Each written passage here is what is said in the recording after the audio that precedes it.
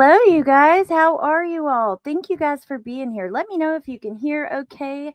I was like kind of last minute changing some audio things and tinkering a bit. Thank you guys for being here. Just so y'all know, I've been chomping at the bit to respond to this since it happened a couple of days ago. I was going to go live last night, but unfortunately, I hit a deer Friday night, and I guess I just had so much adrenaline. Um, the come down, like I was very tired yesterday after the adrenaline like wore off. So here we are today discussing it. I'm excited to talk about this with you guys. I know that my friend Melissa I think she's going to be joining us. She saw that we were going to talk about it, and she's like, I have a lot to say on this. So we have a lot to go through. The deer was fine and it ran off. Hey, cray cray, and I'm okay. We're all okay. Thankfully, everything's fine. But happy Sunday. So, okay, the hidden true crime saga. They responded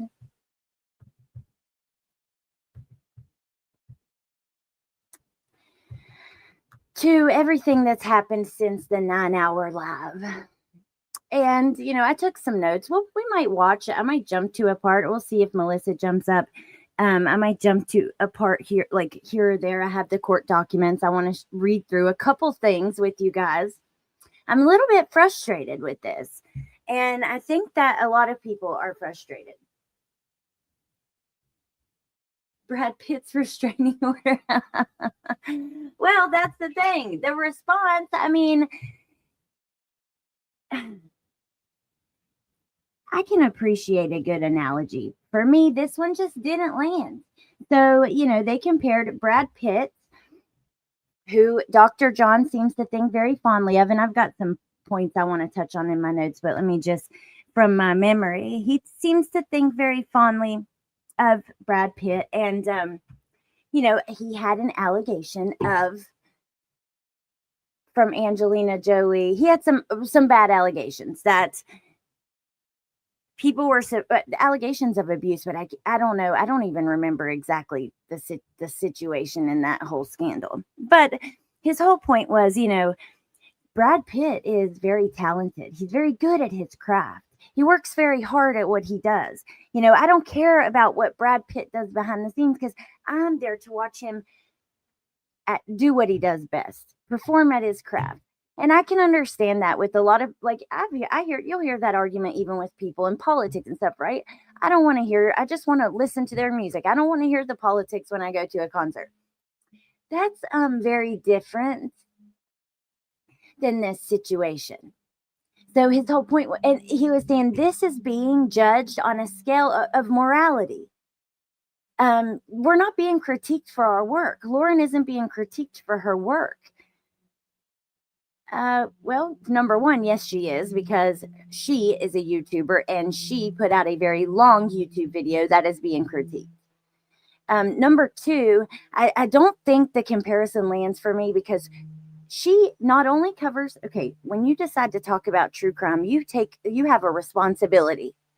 You have a responsibility to every person involved and every person indirectly involved, even to do things a certain way.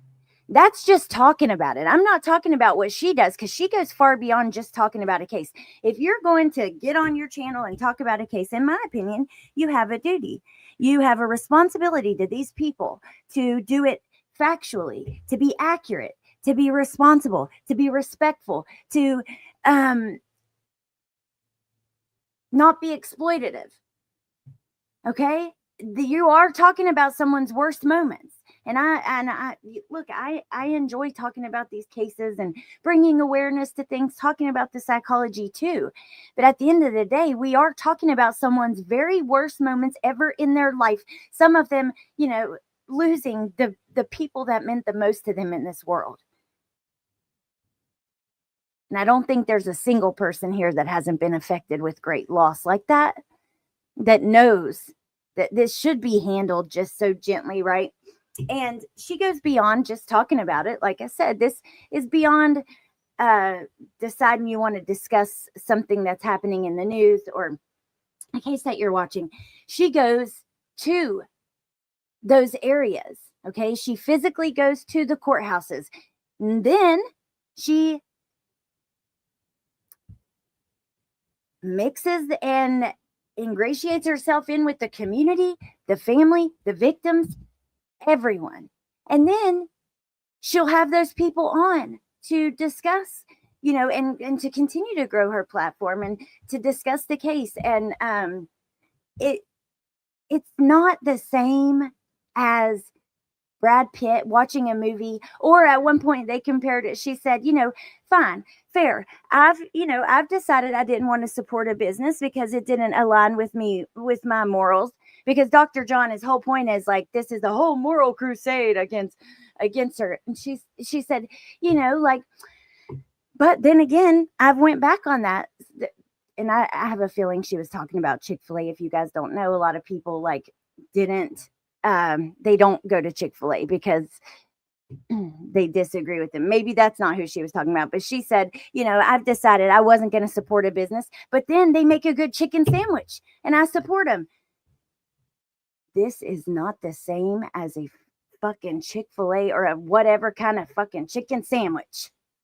The comparisons are not landing for me, and it's a bit frustrating because it's like undermining and downplaying what's important here and what it all comes back to, right? The cases that you're talking about and with the victims and their families. Which, by the way, I do know that a lot of the victims, like there have been a lot of people speaking out. And Tess, would you do me a huge favor and continuously please drop Kresha's link for tonight? She doesn't have the live stream up yet, but she had left a comment in here earlier. She's going to be going live. Let me see if I can pull up her comment and I'll let you guys know, because I think that we need to support her. We need to listen. This is when we need to listen the most. Don't listen to me. Who the hell am I? I'm just a random ass person wanting to vent and talk about this, sitting on my front porch on a Sunday. But what she has to say is incredibly important, in my opinion. She said, I will be live tonight to unburden myself from my experience with hidden true crime and my family that she claims she loves and advocates for. This has not been my experience. I go live at 7:30 Central Time, so 8:30 Eastern. Okay. Now, before I go to my notes, let me just check on you guys in the comments, because that was a whole rant. And when I get to ranting, I don't look at nothing. I'm like looking off in the sky, like just going off. Kresha did, that's right, Tripper. Kresha did talk a little about it during the first half hour or so on her last live also. Cray, these people seem to never have a real stalker, in my opinion. Well, we are going to look at some of the court documents as well. We're going to look at not everything. I know tonight, I think that Jen Liu is going to read through the court docs from start to finish, but there's a couple parts in one of the first police reports. I want to look at Lori at a declaration, and then it just depends. This is more conversational, and like I said, I think Melissa's going to be joining us at some point. Oh, Nicole B, thank you. And Bindi and Amber, I'll drop the link in a minute if you guys would like to come up and say anything too. Hey, Chrissy, because I don't know where Melissa's at. And okay, Tripper, Alex, what all did you go over on your last one about hidden true crime? Watch the first, miss the second. So on the second one, it was just like, if you saw the first one, you don't necessarily really need to see the second one. It was kind of focusing on, number one, what Kresha had to say in that live, but not too much, because I don't want to speak for her, and I want everybody to go there to listen to what she has to say. So the next day, remember, she came in and she had made a comment that said it left her feeling invisible, and I couldn't get it off my mind all night, and all the next day, all I could think about were her comments. So I just wanted to come on and kind of like touch base on some of those comments and some of the response to that first live. Basically just that.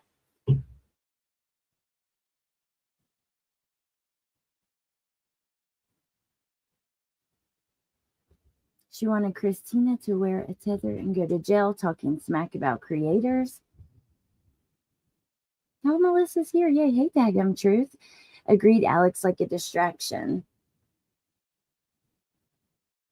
If they had come out and just spoke on the situation with Lauren and left out the entire analogy, it would have made more sense. Yeah, it was insulting. How are you going to compare this to Brad Pitt and a fucking movie or a chicken sandwich? You cannot be serious. No. Yeah, don't forget the chicken sandwich. Hey, Elle. Hey, Sammy. Yes, you definitely have to watch those if you want to get caught up. Oh, we have a guest. Hello. Hi. Hey, how are you this morning? This afternoon. Well, yeah, still morning for me though. I just got up a little while ago. I'm good. How are you? I'm good. I'm So good. Yeah. what you talking about specifically? So I have a couple points from their video that I want to comment on. But Mm-hmm. first, I was just kind of ranting about the overall response and this analogy to Brad Pitt and how insulting that was, and the chicken sandwich analogy. And I was just saying, I thought you were going to come up. I know you had said you had a lot to say as well, or you had some thoughts on this. So I Mm-hmm. thought we could go through the points in my notes and then read through a couple parts of some of the documents. But first, I just want to get your overall thoughts from this response and the Brad Pitt analogy and all of that. Uh the Charlie Kirk reference very much Oh yes, upset me. I Um saved that. So let me pull it up while you talk. yeah. I honestly I don't even know what to say about that. That to compare yourself and it's so fresh, like and to make a comparison there. It did not land for me in my opinion, and to make it as if that situation at all. I don't understand what parallels were drawn for you to even use that other than it happening, like the location. But to make it as if your life is in danger, and the only mission is death, because that's what Dr. John kept reiterating, is that they want you dead. Yeah. I didn't like that. Mm. I can't believe in my rant I missed out. I forgot about the Charlie Kirk. That's also so freaking insulting and great point because when the hell have I'm sorry, I Sorry. never got the idea anybody wanted her dead. That was No. just that's bullshit to put And that out there like that. I urge everyone to go and listen to the court audio, and read through the court documents, because the judge said, the judge, not me, not you, not Laura, like the judge said, it appears as though you are trying to just take away her First Amendment rights, because I see so many comments. And I'm sorry, he didn't say your First Amendment right. It's a First Amendment issue, and it seems like you're trying to control really her saying anything bad. Like if she dislikes you or you don't like what she's saying, she's allowed to. And that temporary order, which the bar is set extremely low for a temporary order, ex parte, um, because it's very one-sided.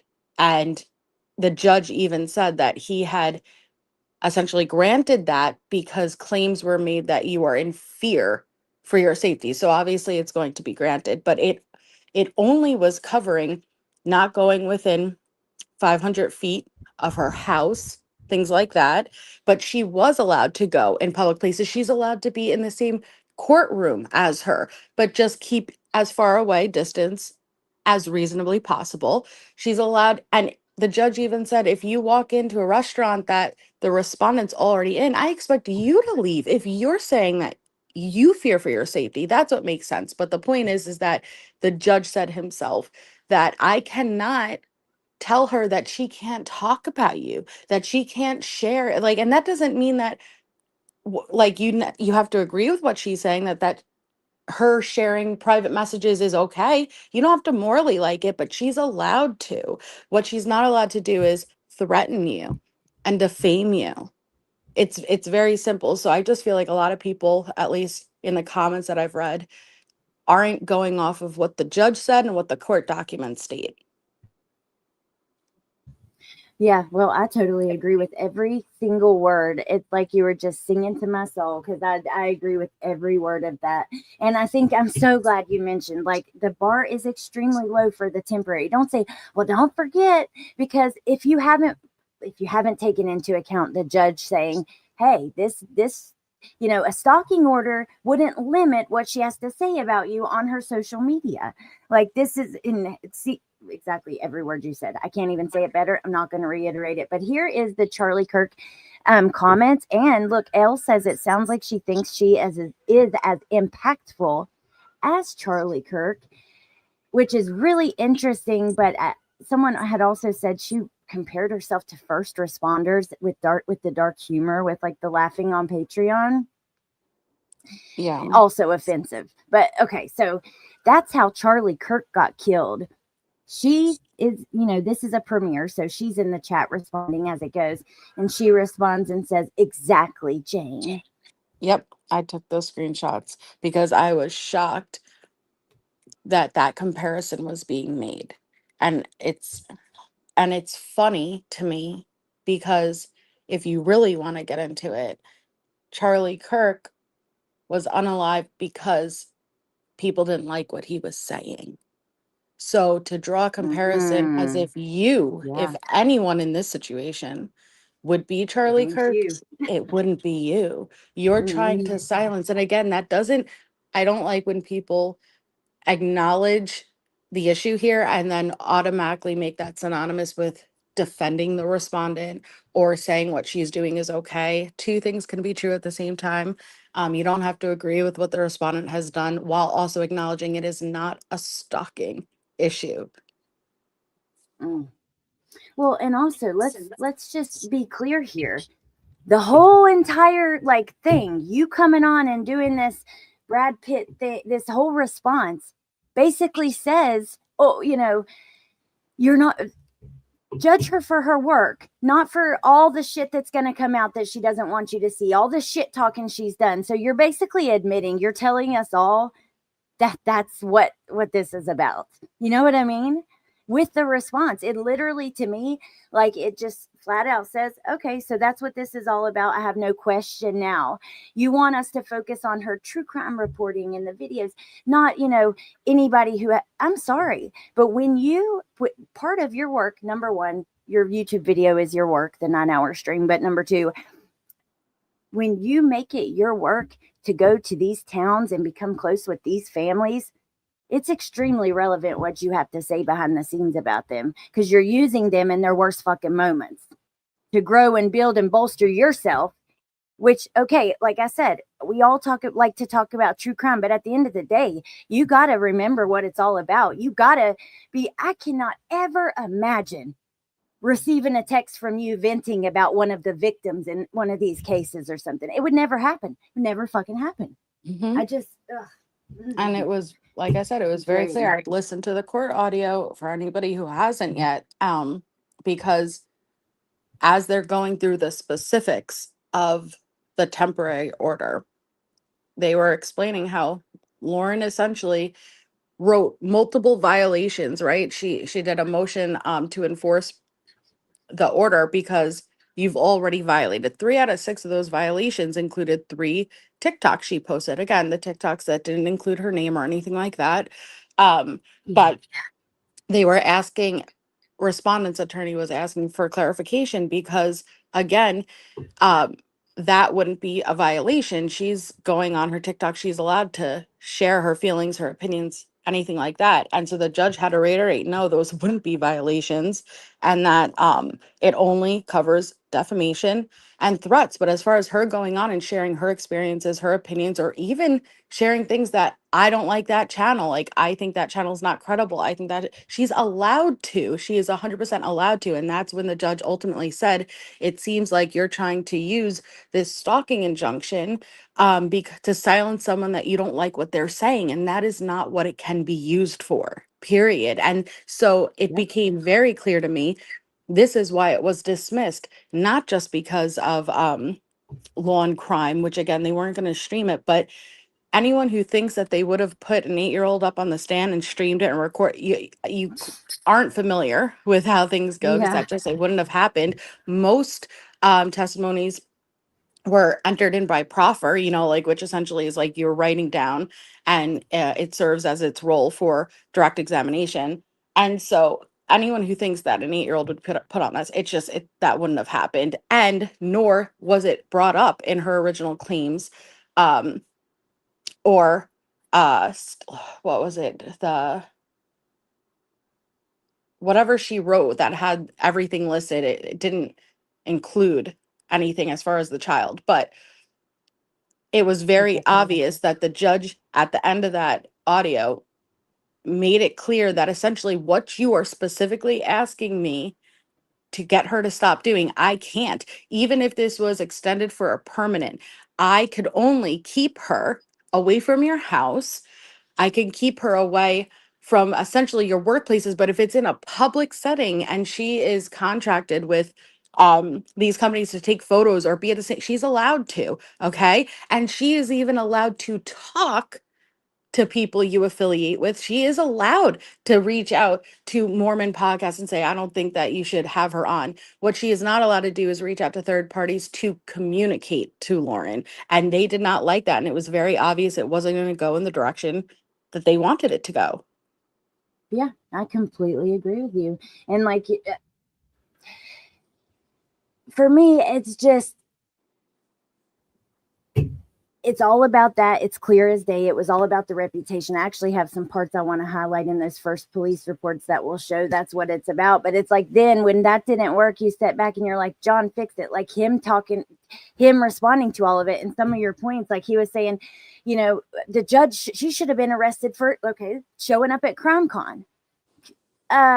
Wait, And what? she was allowed to, and that's the thing, after that, because it was CrimeCon, that is specifically why they amended to include the judge clarified anything moving forward, a press conference, going to the court. No, she is allowed to be there, but I'm going to ask that you say a reasonable amount away. So if you're in a courtroom covering the same trial, she's allowed to be there if Lauren was there. But I expect that you guys are going to sit on the opposite ends of the courtroom, use logical thinking. So what Lauren was trying to get, it wasn't going to work. And her claiming before that hearing that she was making all these violations, no, she wasn't. And so our people need to actually listen to what the judge says, because he is the finder of fact.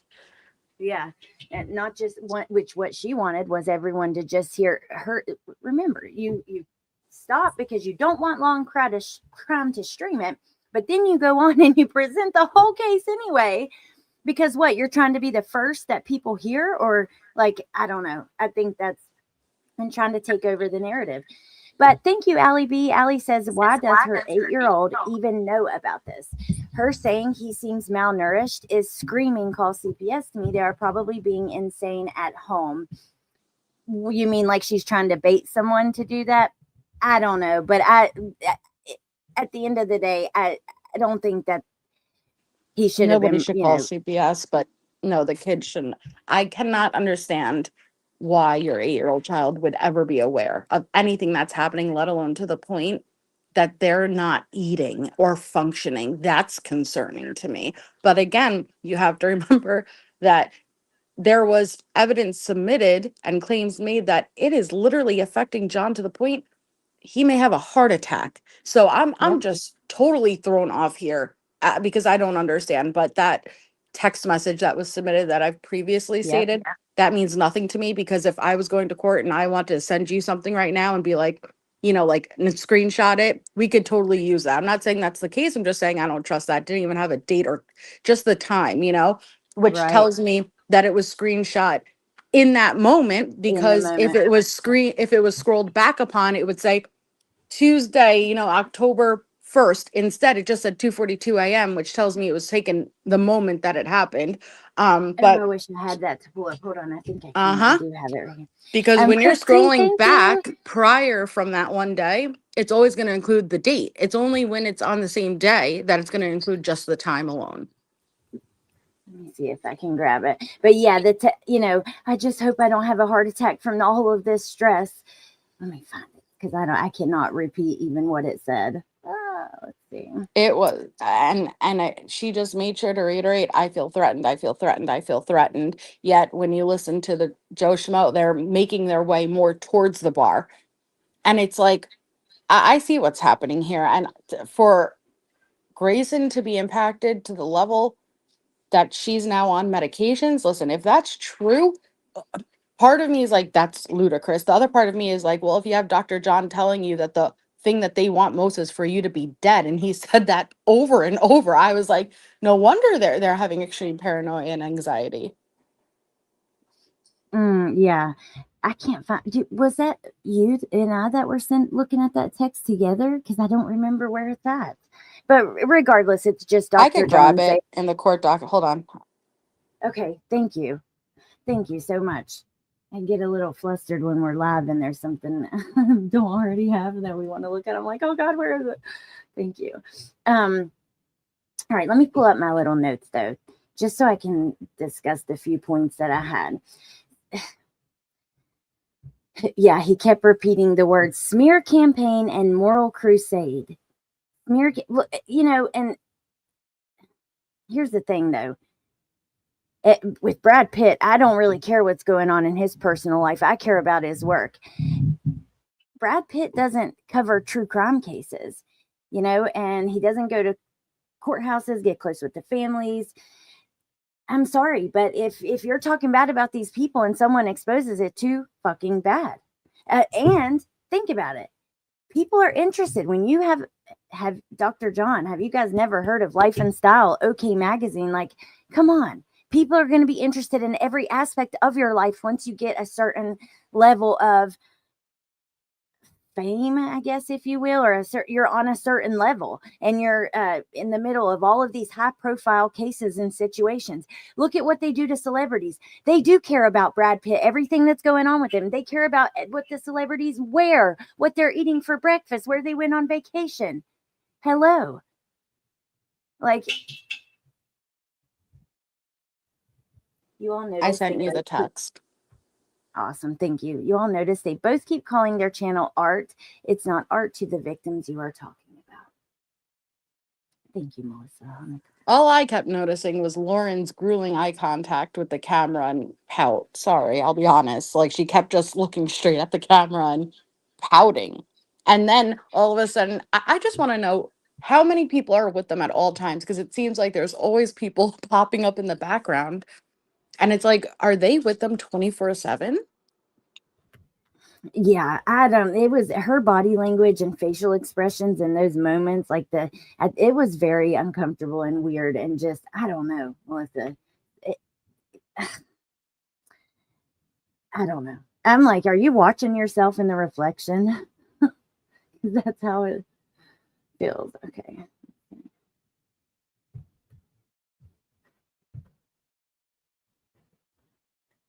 I just didn't. You know how like you do it too. Like you send yourself the stuff you want to show on a Facebook account. Well, apparently, because I haven't logged in that one for a while, and with my new phone, I can't get in. I'm having trouble getting in. It won't let me send anything else. It says user unavailable until I open it and read it on that account. It won't let me send anything new.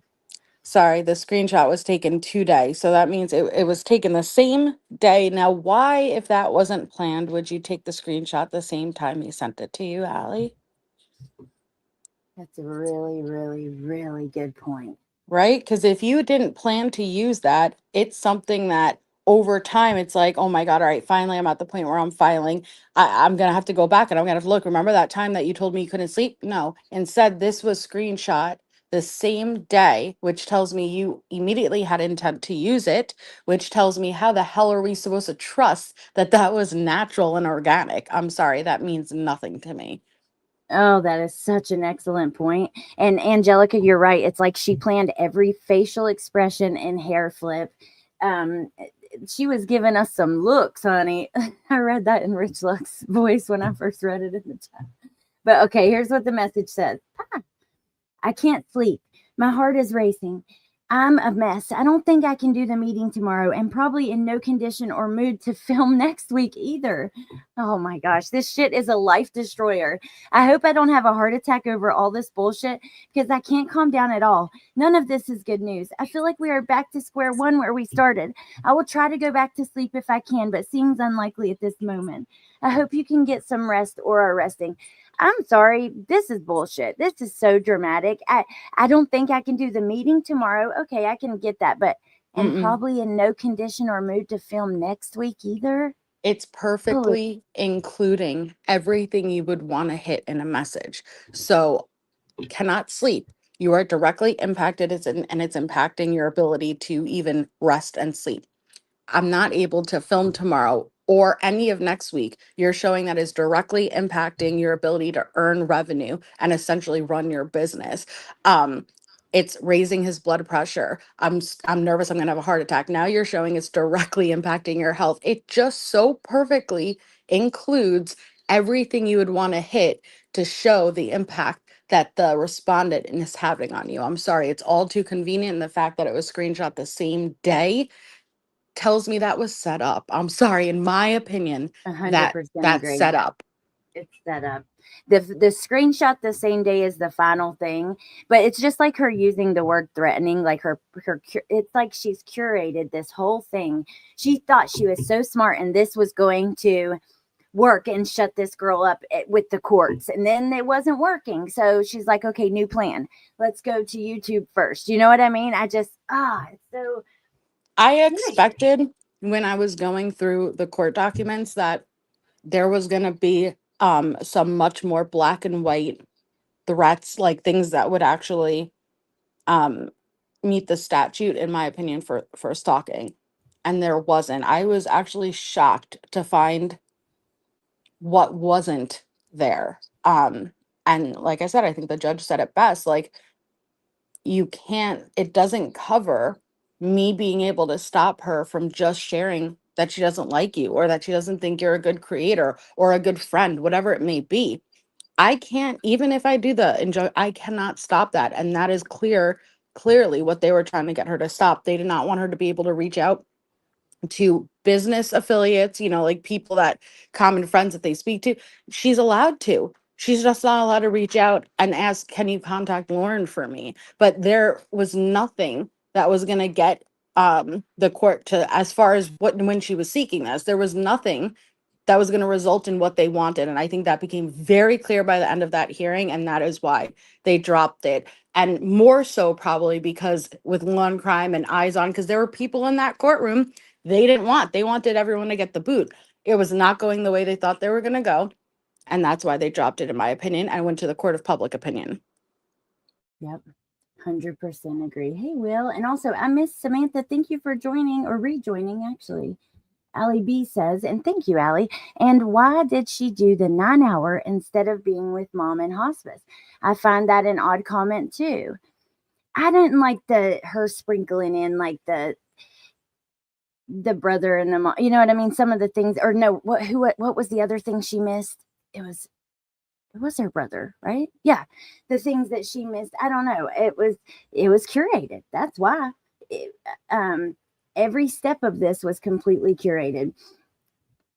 Okay, Melissa, let me pull up this police report. This is one of the first things in the Google Drive that has everything organized that Sleuthy did. By the way, it was really good job on this. But what comes right before this can't be the first one, right? Because it's like it starts with how it's okay. Because just the very first paragraph or this first part is in the very last one I want to touch on. But what comes before this? because it's attempted to contact Christina per email received from her as follow-up with on initial call. So, you know what I mean? We're missing some. Is my point. Maybe I'm misunderstanding what you're asking. Can you ask it again? Where we don't have everything in full, right? Because this starts with the attempted to contact Christina. Well, there per was a call, so I don't know if you would have that. So it's follow up after the initial call. call, So it's right? not like the call would be included in the police report. So I don't know if there is something prior to that or tried to call after Lauren essentially, like told me what happened, spoke to her, and so this is the follow up since then. She didn't answer, and then proceeding with the report. Right. Well, I'm surprised no one's got that, and they probably will. But okay, let me just read this first part. Attempted to contact Christina M per email received from her, and as follow-up on initial call, no answer, and left voicemail. Christina returned my call at approximately 18:19 hours. MVICS recorded and labeled with original incident. So there you go. I mean, could probably request it with that right there. Christina advised she did not make copies of text messages. I'm sorry, just reading that is like the whole text message thing, Melissa. Well, and I want people to pay attention because Lauren essentially lied and said that there was an active investigation going on regarding this, and there wasn't. It was already. So just pay attention to the wording. Christina advised she did not make copies of text messages, although during conversation alluded to having copies. The discussion changed to a comment of maybe she should start saving copies to protect herself in the future. Additional conversation mentioned was how Lauren is worried about her reputation and seems to be using the police to basically scare other people. Mentioned Lauren has made many statements about others that will make Lauren look bad if the statements were to get out to the public. We talked about Nevada law for two-party consent with recording phone calls. I previously observed Nevada case law that included text messages. Christina asked about how Nevada law would affect her if she does not live in Nevada, and she wanted to know what case law the two-party text message was connected with. And then he inserts the case law, but it at the end of the day, it all comes back to that's what this is about. I agree with Christina. It's clear as day. It is. She doesn't want these statements to get out. Maybe I should read through the full report. Okay, is that okay? Go for it. Okay. So he cites this particular case law and says prohibits a person from recording a telephone call unless both parties participating in the call consent to the recording. In response to a certified question submitted by the United States District Court for the District of Nevada, the Supreme Court of Nevada considered whether this particular case law applies to telephone recordings made by a party outside Nevada who uses equipment outside Nevada to record telephone conversations with a person in Nevada without that person's consent. The original proceeding arose out of a class action suit brought by Sanford Buckles against Ditch Financial LLC, Ditech Financial LLC in the United States District Court for the District Court of Nevada. This company was a Delaware limited liability company. It was a home mortgage servicer that was headquartered in Minnesota. At the time, Buckles initiated the underlying litigation. Although Ditech is now headquartered in Florida, it has customer call centers equipped to record telephone calls in Arizona and Minnesota. Buckles is a Nevada resident whose home mortgage is serviced by Ditech. In his complaint, he alleged Ditech violated this law by recording the phone call. Ditech moved to dismiss, arguing it doesn't apply because their equipment was out of state. And if the case law would apply, the extraterritorial application of this case law would violate the United States Constitution's Due Process Clause and Dormant Commerce Clause, the federal court concluded. If the case law does not apply to recordings made outside of Nevada, Ditech's motion to dismiss is due to be granted. If it applies, the telephone recordings made outside blah, blah, blah. I hate reading case law because it's not even about this situation, but I'm trying to read it in full, you guys. I'm sorry. However, this court must decide Datek's constitutional challenge to the statute under the Due Process Clause and the Dormant Commerce Clause of the United States Constitution. The necessity of reaching these serious constitutional questions depends upon resolution of prior potentially I can't say that word. Questions of Nevada statutory law. The federal court therefore decided to certify a question under this case law concerning the applicability of the law because the parties ultimately were unable to agree upon the appropriate language of the question to be certified. The federal court certified 2 questions to the court. Plaintiff's position: does the law apply to telephone recordings made outside of Nevada who regularly records telephone conversations with residents, or telephone conversations with a person in Nevada without that person's consent?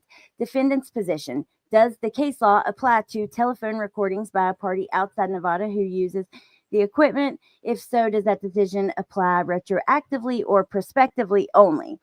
The Supreme Court noted that the 2 certified questions asked essentially the same thing: whether the case law applies to recordings with a person in the state without that person's consent when they're made by someone who's located out of the state. Let me just go, because it repeats that over and over again. But let me just get to the bottom of this case law part. Outside Nevada, rather, it addressed whether an out-of-state recording of a conversation with a person in Nevada made without that person's consent could be admitted as evidence at their criminal trial. The court ultimately held, the court ultimately held that Nevada laws allow the admission of evidence legally obtained in the jurisdiction seizing the evidence. The court concluded that the interception in McClellan was lawful at its inception in California because California requires only one party consent to police monitoring. Blah, blah, blah. I thought we were at the end of that. The court held that this law does not apply when the act of interception takes place outside of Nevada. The court further explained that whether the interception of telephone conversations with Buckles and other putative class members was lawful is determined according to the laws of Arizona and Minnesota, the places where the conversations were intercepted and recorded, not according to the laws of Nevada. Oh my gosh, where is the... Okay, I was confused. There was really no point of me reading all that because I was trying to get to the bottom of this page here, but it's on like the very next page. So I really could have skipped it all. I'm so sorry I made you sit through all that. And that confuses me a lot. Melissa, you're probably way better. You know, it's different state to state with those recording laws. Some states they can record. Here. But I want you to realize that Lauren described it as screenshotting text messages versus it's whether it's a 2-party or 1-party state recording laws. But Lauren, in her declaration, stated that there was an active investigation into this, and it wasn't. That was addressed in the court hearing. Okay. Well, thank you. And then again, there was no point in me reading all of that. But I wanted to get to this one, to the end of this. But let me just see. Hold on. On the phone with Stephanie, on the phone with Jennifer. So these are the officer's notes, right? Timestamped, right? That's how this makes sense. Okay. And it's pretty interesting to read through it. So I want to read through it. Okay. So 2:51 p.m. Boss is person's boss. They get a call. Person's boss is an influencer and thinks they're being extorted online by ex-employees. Extorted. Why was that used? It's a good question. Okay. Extortion. So, yeah, that makes no sense. And I remember hearing that like yesterday and thinking the same thing. So at 4:01 with the person, on the phone with the person, at 4:39, person 1, Grayson, the assistant. Then they talk to, then person number 2 is Lauren, the victim reporting. Person number 3 is a TV host for Law and Crime, contributor on News Nation and Court TV. Hold on, I need a drink. It's hard to read all this. Yeah, sorry for the squeaking screen. And I sabotaged myself. It's okay, by reading all that case law. That was unnecessary. Well, the more you know, right? Didn't hurt. Yeah, I guess. True. Okay, so 451, Nevada revised statutes, NRS, which is the case law we just pained ourselves listening to, criminalizes various computer crimes, including obtaining personal information from a computer system or network without authorization. Another case law prohibits unauthorized interception of wire communications, which includes text messages. No request was made for money and no timeline made of when the information may be released. So how can you be extorted if they don't request money and they don't tell you, we're going to release this information by this time? Right. Those seem like crucial parts to extortion. You would think, yeah. Okay. Ex-employees are suspected of sending encrypted emails threatening to expose Lauren's emails and text messages that could do harm to her, her business, and re-victimize victims she has worked with in the past. No non-disclosure agreements with ex-employees. Lauren had shared some passwords with these ex-employees. Some media persons advised they received some copies of emails and texts from another party. Only one email sent to Lauren advising of possible putting information out to the media, claiming Lauren is not being truthful. The email came from a Proton account. I'm sorry, but just saying we're going to put out, we're going to tell what you've said and what you've done. That is not extortion. She's allowed to. Yeah. Right. The only way that she's not allowed to is if she says, unless you pay me $1,000, unless you do X, Y, and Z, I'm going to do this.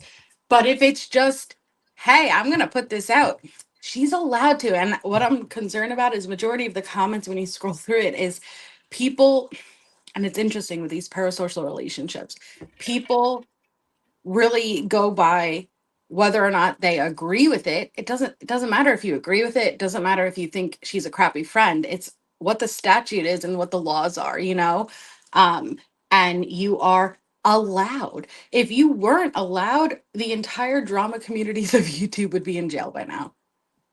Yeah, exactly. And, again, I know people don't like the comparisons, but we have seen a lot worse. We've seen a lot worse go to court and get nowhere. You know what I mean? And it's hard to believe that she doesn't just have any experience knowing that this wouldn't work. I don't know. Allie, she takes me as someone who has never been told no before and has gotten away with many things, and they have credentials and they have a high status. And I think because she even mentions, we had 4 lawyers. Okay, you had 4 lawyers and still you weren't able to walk away with what you were looking for because it did not rise to the level of stalking. And honestly, Christina has a better case against Lauren at this point for calling her a stalker over 400 times in that one live stream. And she did use her name. And so whether people like that or not, that's true because she has not been deemed a stalker by the court of law. She has not been convicted of stalking. And so that is slander. Yeah, absolutely. Defamation, slander, libel. I've thought about this multiple times, though. Christina truly could be in danger at this point. Think about it.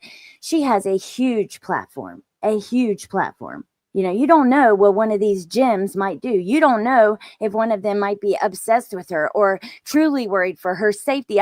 She's scared.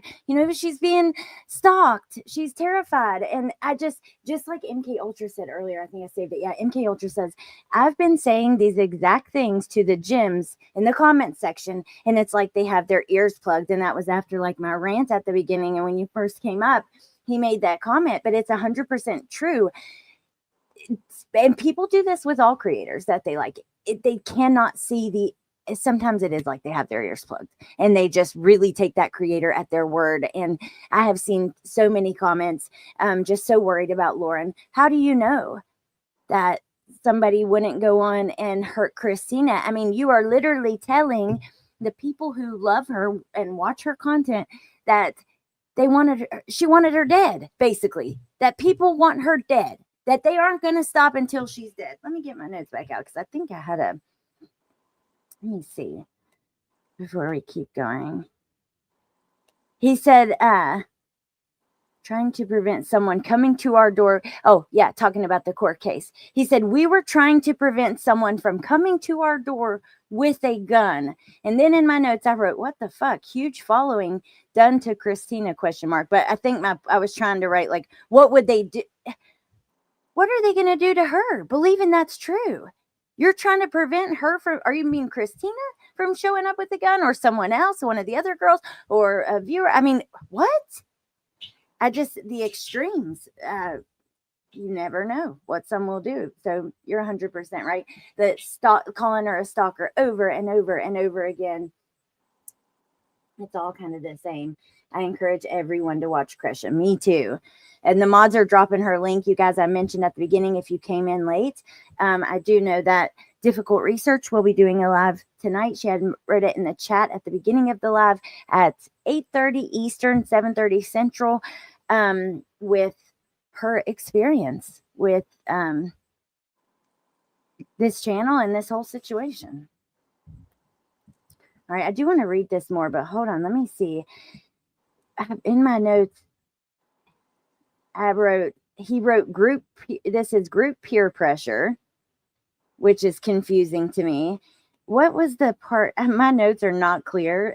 That's the most menacing TikTok I've ever seen. He said that their friends thought that was the most menacing TikTok, like one of Christina's. I believe that's the way it was. They were talking about it being menacing, regardless, and one of the most menacing TikToks ever. Huh? Mm-hmm. You gotta be kidding me. Have you ever seen the video of like Keon King up at the window, or people have been killed on TikTok? That's the most menacing TikTok. Christina's TikToks? Please. Christina's TikToks were extremely tame. Now, again, that doesn't mean it wasn't hurtful or it didn't impact her. But Lauren knew they were about her because she's aware. Nobody else outside of their circle would have known that they were about her. But they were not threatening in nature from the ones I saw. They weren't a threat. Yeah. No. Unless you're claiming defamation, they weren't defaming her. They were sharing her experience and expressing her opinions, which is her First Amendment right. Yeah, what people are allowed to do. Another point in my notes, I wrote that they're comparing public's opinion. She compares it to Chad Daybell's light or dark scale. She says something like, yeah, it's kind of like Chad Daybell's light or dark scale. Like, because they're talking about how this is all like, it's all about like, it's a smear campaign and a moral crusade. And it's like, you got to be kidding me. Why do you keep comparing it to, because I don't think I mentioned that when we talked about Charlie Kirk, and I wanted to, in case I didn't. But regardless, that's just, I'm sorry. It's disgusting. That's so insulting to the people who have lived through those things. What Chad Daybell's done. So, and then I write, so YouTuber puts out YouTube video, and then mad people are discussing YouTube video. Okay, got it. Yep. I don't know. Her face constantly looking at that camera with that pout on, it screamed to me, oh, you've never been told no. Yeah. It screamed like sheltered, privileged. You're right. Mm-hmm. It definitely did. And just attitude that's not nice. It's not a nice way to, like, it's just not appealing, Yeah. Turn off. But and then the point where he's like, you've never done anything wrong. And she's like, well, my eyebrows are a sin and I love myself some Botox. Like, I guess repeating what people have said in the comments. Yeah. Well, I mean, what do you expect to happen, lady? What did you expect? Truly, I keep running into that question, like having these conversations and there's so much to go through. and we had that wreck and stuff. Like I haven't even went through every page of these documents. I've went through and skimmed some of them, some of the declarations, not every page. Haven't watched every second of all of the live, that first 9 hour one. There's so much, but I keep coming back to the question, going through it all, like, what did you expect to happen? And I don't mean in the beginning. I think we know that she wanted to shut her up, but coming on and doing that live. Well, And what then I think I don't appreciate either is that she keeps talking as if that original ex parte order proved her point, and it didn't. The judge explains again, the bar is set very low for an ex parte order, and for anybody who doesn't know, that's when you're going in for um like an RO or a stalking injunction, and you're saying, hey, the threat is so imminent and the danger is so high, or the impact, the emotional distress is so significant that I can't even wait until the hearing, which is always within a certain amount of like a time period, that I'm asking you to grant an emergency order that covers me from now until we could actually put on the hearing. So it's very one-sided. It's on the petitioner. Some courts don't even look at any evidence, and the judge explained like it was one-sided, and I granted it based off the petitioner with the claims of the threats and fear of safety. So that, you can't use that you were granted an ex parte temporary order and act as if you've proven your case. You haven't. Exactly. That was gonna come, but you dropped it. So You it's gave on up you. your opportunity, your chance. Hey, Rody Gal. I want to read this because this is important. Sammy says it's a slap in the face for people who have lived through the fear of a real stalker, also, because we were talking about a slap in the face of the victims and the people who lived through those, like what Chad Daybell has done. And that's a good point. And I want to acknowledge that too, because it's bullshit. And hell, it's a slap in the face to people who have truly been attacked online. Because this just seems like, and I get it, everyone's worst is their worst. Because Nunya, I wish Nunya was here because I haven't heard from her with some of this. And she kind of took the opposite approach to how we felt. And I want to hear someone's like rational thoughts that has an opposite opinion. You know what I mean? That you can kind of try to make sense of.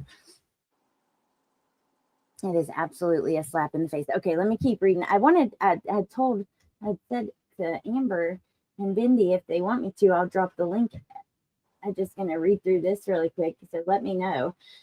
Okay. At the end here, and we can chat a little bit more. Let's see, where was I even at? No request was made for money. Again, ex-employees are suspected of sending encrypted emails threatening to expose Lauren's emails and text messages. Read that. Victim is concerned.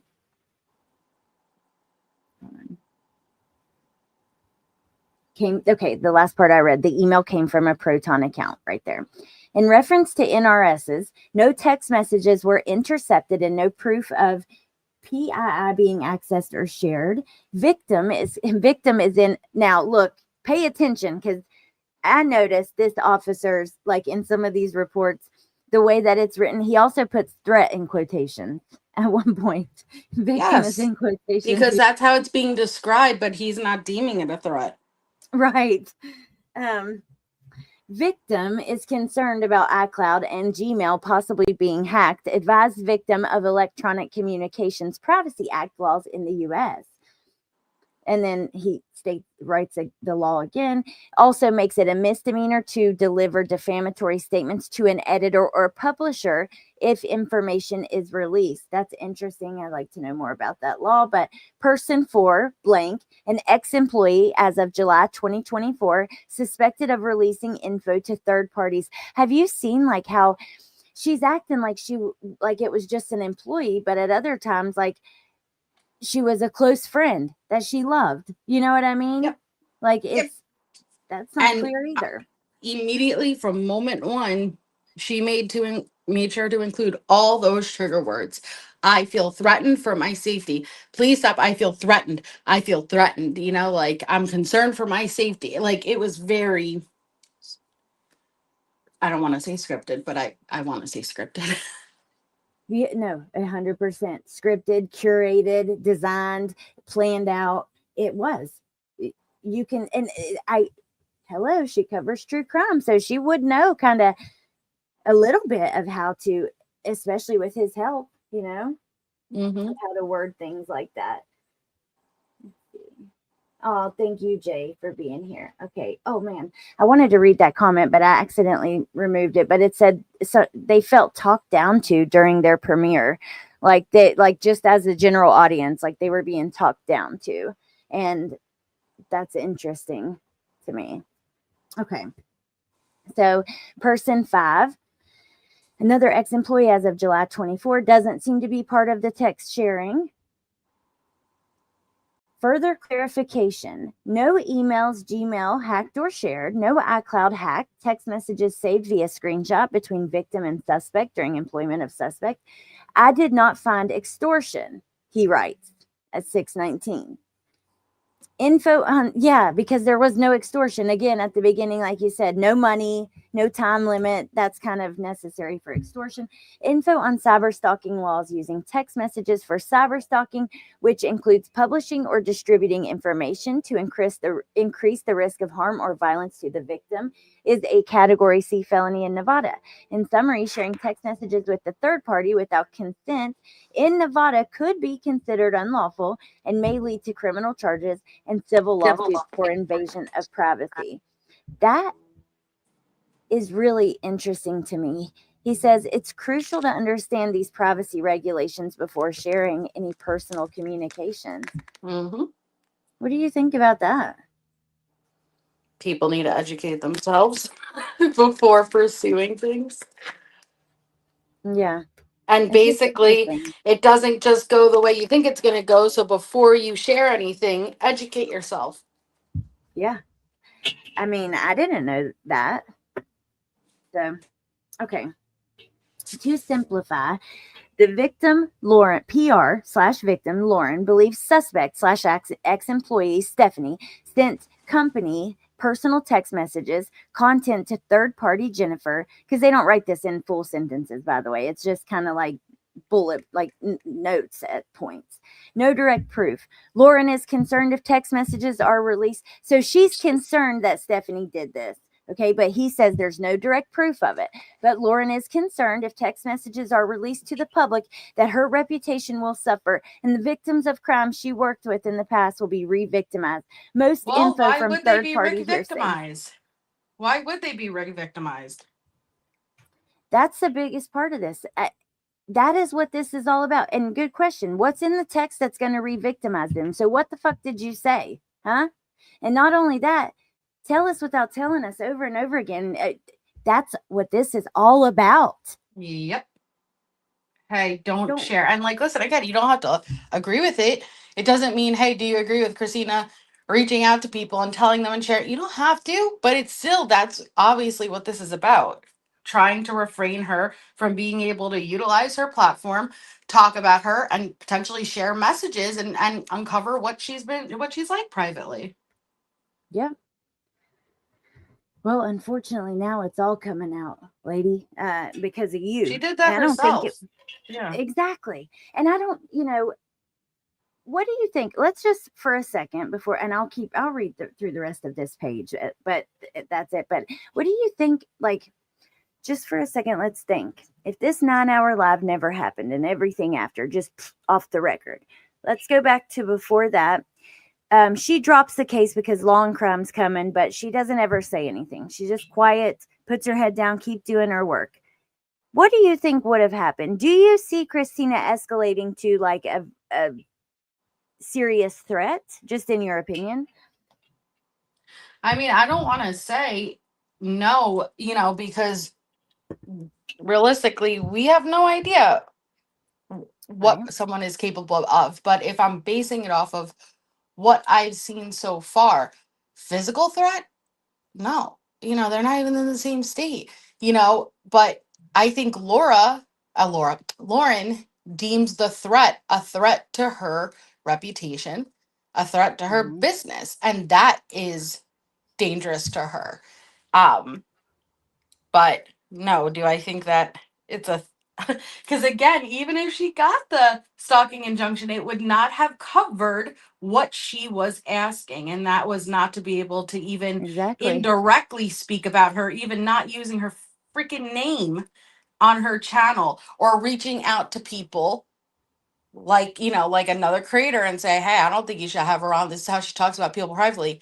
And that was made clear at that last hearing why she dismissed it, in my opinion.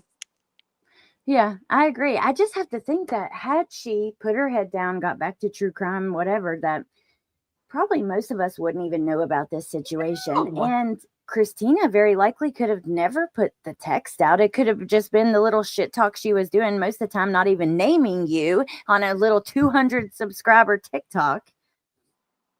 Right. I don't know. That's crazy. No, none of us would probably know the better. She brought all the Yeah, attention to it. But what you can't do is utilize your platform. Bring the because everyone who's saying like they don't owe us anything. No, but she's the one who went public. She's the one who brought it public, and she's the one who put out her narrative and named this person with almost like short of a 400,000 following, and yep. that's weaponizing your platform, in my opinion. And you called her a stalker over 400 times. 400 times, and she is not legally criminally a stalker, period. You gave up that right, and so you're on the hook. And I think if I was Christina, I would move forward with defamation, period, because that's exactly what she just did. She just defamed you. Whether or not what she did anything crappy, she defamed you. Straight and simple. That is what defamation is. Oh, when it comes to calling her a stalker, like Yeah. she had hell yesterday. They had to pull up like a EU version of the definition. Like they're like just grasping at straws is how it felt to me. Like why are you pulling up the definition from like Europe standard of the law? You know what I mean? Yeah. Uh-huh. And, the only person who's the Try to finder hide. of fact was the judge. And you gave up that chance. You dropped it. So, no, it doesn't matter what we think. It doesn't matter what you think. It matters what the judge would have thought, the finder of fact, and he made it clear where he was at already at that last hearing. And then you dismissed it.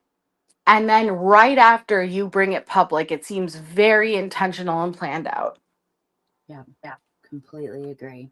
Trinity says, sorry, bringing her child into it was purely manipulative. No child should be able to pick up on the parent's stress like that. Regulate yourself, Lauren. Well, I mean, that is up to her. That's on her. We all go through hard times. And you're right that's up to us to if we regulate ourselves or not. But you can't blame that on, like, I agree. I don't like that at all. This at all. No, I don't like that either. I think it is manipulative personally. I know everyone has different parenting choices, but why an 8-year-old would have any idea of what was going on. But then again, when you look at the evidence, I'm trying to understand what had such a significant impact that is on the verge of Dr. John having a heart attack. You aren't eating and you're slithering away with your root beer. Your child cannot eat or sleep. I'm trying to figure out based on the evidence of what was submitted, what would have caused that. And I come out into the conclusion, the only thing that's causing you to lose sleep at night is the idea of your messages being exposed, not Yep. Christina's actions, so to speak. Yep, that's exactly it. You are so afraid that you're going to be shown for what you have been. And I And don't that care is if she's causing my. talked crap privately. Everyone has. And honestly, it's not our business what you say privately. What matters, though, is when it's about victims or families and the cases you cover. That is a different territory. Agree. That's 100% with me. I don't give a shit what anybody like. Talk with your friends. That's what you're supposed to do, right? Instead of tearing somebody down online nonstop, which you have the freedom to do that too. But to me, I feel like, okay, if you need to vent, go to a friend and vent, Yeah, right? that's your right. Whatever. Ain't shit wrong with that. Everybody does it at times. when it crosses into venting, number one, why the fuck are you so close that you are feeling frustrated to the point where you need to vent about victims and their families if you can't contain yourself and regulate your emotions? Number two, how do you even get to the point of feeling that way towards them? Do you understand what they're going through, bitch? Like, I'm sorry, that just makes me so mad to think about.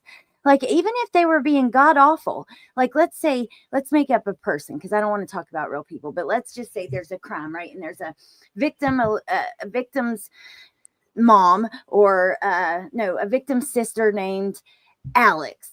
And Alex is just being the biggest fucking asshole ever and is so annoying because of what she's going through. Like, she's going through a lot, you know. She's the family member of a victim in this huge case that you're talking about. Maybe she is annoying. I don't know that that's true. I'm just saying, how can you even get frustrated with a person that's going through that already? I can't imagine. I would feel like I don't understand how you even get to the point of talking shit about them, but much less. And again, letting your 8-year-old child become aware, I can understand, trust me, I can understand the impact it has on you when you're going through it, and it could be hard to fake it, but that's what we really do as parents. You fake it until you make it. But All the I time. could understand a child maybe picking up on emotions and um seeing certain changes. Sure, can I understand you bringing an 8-year-old into the loop to where that 8-year-old believes that there is a fear and that they have to be scared in their own home because someone may come when there is absolutely no evidence that would lead anyone to believe that that's possibility, to where then you're trying to put him up on the and he's malnourished. That's a whole other issue and I cannot for the life of me understand, and I personally think that is manipulation. And if It it's is. true, bring the kid to the hospital and make sure he gets, like ATS said, a saline drip, some vitamins in him. But I, with a couple of that stature, you would think that you would know not to put that on a child. Right, 100% agree. And if it's true, I think instead of blaming anyone else, you need to do some self reflection and you know, look at yourself, figure out what's going on. Yeah, just you don't get to blame whoever. Well, and like, yeah, and I said this before, just like with that text message, which again shows it was screenshotted the same day it was sent, okay, which tells me you had intent immediately to use that. I'm very curious what the date of that message was. Um, but just like that, it's the same thing with the crying in a hotel. Me personally, I couldn't imagine if this is what I'm really watching, right? I'm watching you in a vulnerable moment, breaking down, watching the impact this is having on you. I couldn't imagine having my producer, one there. I mean, that's just weird to me, but okay, I digress. But hey, hit record. Ready? Yeah, ready. Okay. And then starting this, and then later then using it, editing it, making transitions and uploading that. That yeah, again, I know everyone's different, but to me that's a behavior I can't understand. It all Uh-uh. is a production in my opinion. 100% it was. And look, like Anna's comment here, I watched the 9 hours, wondered why it started with her crying in a motel and then switched to another scene. But if it wasn't spontaneous, why 9 hours? Live or premiere? 100%. Well, It was and just I like saw a movie. when people are asking why didn't they address certain things, like at the court hearing, I saw Lauren in the comments, like the chat saying like, you guys complained that it was 9 hours long, but if you wanted me to go into that, it would be 12 hours. No, no, no. You chose to utilize 9 hours to really repeat irrelevant things. I mean, if you want to share your story, who am I to say it's not relevant? But I'm just saying that you absolutely could have incorporated the court, that is black and white, and what happened. Instead, you decided not to acknowledge anything that was addressed at that court hearing, anything that the judge said, which would matter. He is the finder of fact. And you only decided to put out your narrative, your side of things. And if I was Christina, I'd continue to keep my mouth shut. And if anybody knows, being quiet is much harder than coming out and speaking when you have someone talking about you, period. And I respect anyone who keeps their mouth shut, but Me she is too. Yeah. quiet. And I urge her, from who am I, but my unsolicited advice would be keep quiet and then you pursue defamation, Oh, yeah, because that she could be just utilized a absolutely. huge platform and everyone even inadvertently is referring to her as the stalker, and that's exactly what defamation is. Yep, absolutely. Oh my gosh. I want. There was a comment that I started just now. Where to go? Hold on. I saw a comment about you, Allie. What did it say? It was it was a very long comment, and it was someone who said that they have followed two true crime creators for years, Hidden True Crime and you, and she just could not understand why you would ever speak out, and the hate that was spewed, which really upsets me because people need to be individually accountable. None of your streams were hate filled. Anything you said was, let's go through, walk through the timeline. Here it is, like timeline laid out, and let's present all of our opinions. All opinions are welcome, and share our feelings. You cannot lump anyone else's streams or what anyone else may be saying as if anyone who's addressing it is hate, because that's what happens. Anyone who is questioning Lauren or may not agree is all lumped in together at this one category of just hate and nasty, and basically, as a true crime creator, how much case coverage have you done for you not to understand that this is exactly what leads to death, and that how are you going to feel if your children go without a mom the way that Lauren's child can go without a mom now? And I think that's really messed up, because yes, we all are aware of how situations like this can end. With that being said, that is what angers so much of us. If you are falsely pursuing an injunction against stalking and harassment, because it minimizes the ones who genuinely need it. But essentially, what you're saying is just because she filed means that she is automatically in extreme danger. That's not the way the system works. Oh my god. Mhm. Hey, Bindi. By the way, Bindi just came out. Oh my god, I cannot believe somebody would say that. Are you insane? And the way Yeah. Lauren's child could go without a mom. Yeah. We're How would talking you about. feel, Oh Allie? my Yeah. god. Yeah. And that Wow. you're basically People doing an are. injustice, and it's amazing to me because you haven't been hateful once. You've just shared your opinion and been open for people to disagree, like you always are. But to act as if you have to, and this is again the parasocial relationships that we see, that I have to ask, is every single one of these people genuinely looking at the facts and evidence, or are they, because you have this, what you perceive as a relationship with this creator, you feel like you know them, you followed them? In reality, that creator doesn't know you beyond your screen name. It's a very strange thing that happens between creators and subscribers, where they genuinely feel they know you because you share a lot about yourself, but it does not go two ways. But my point is that, are you actually weighing the facts and the evidence, or are you looking at the emotion? And someone that you like, someone you perceive that you've had this relationship for years, is now crying and saying that they are stalked, and so that's it, you are stalked. I don't think people are Right. using critical thinking skills in these scenarios. Oh my god. No, you have to. I want to look at all parts of everything. I like to look at things as a whole. I'm never going to just hear one side and just that's it. I need to see the other side. I do with all aspects of life, and I'm going to continue. I want to have open conversations. I almost felt like, based on the channel I've had, the cases I've covered, the way that I've done things, if I didn't talk about her 9-hour live and everything that's happened surrounding it, that I would be almost irresponsible not to. And so I have talked about it, welcomed all opinions, welcome my favorite creators, and anyone in the chat to share their opinions, as long as they're respectful. You know what I mean? No hateful shit towards Yeah. anybody. Is there some opinions that might be hard to hear? Maybe, but they're not hateful. They're just the You're truth. not hateful, And not nasty. Yeah. yeah, and sometimes that, that I get that can be hard to hear. But I want to say hi to Bindi and let you talk for a second, Jen. But I Oh, wanted I to didn't first. see. Sorry, I'm on my phone. I have just the chat up. I didn't see. Hi, Bendy. All right, I'll hop down. I'll go into chat because I've No, spoken enough. But I she. love you, and No, I'll no, listen. Hold stay, on before you stay, go. Wait, stay.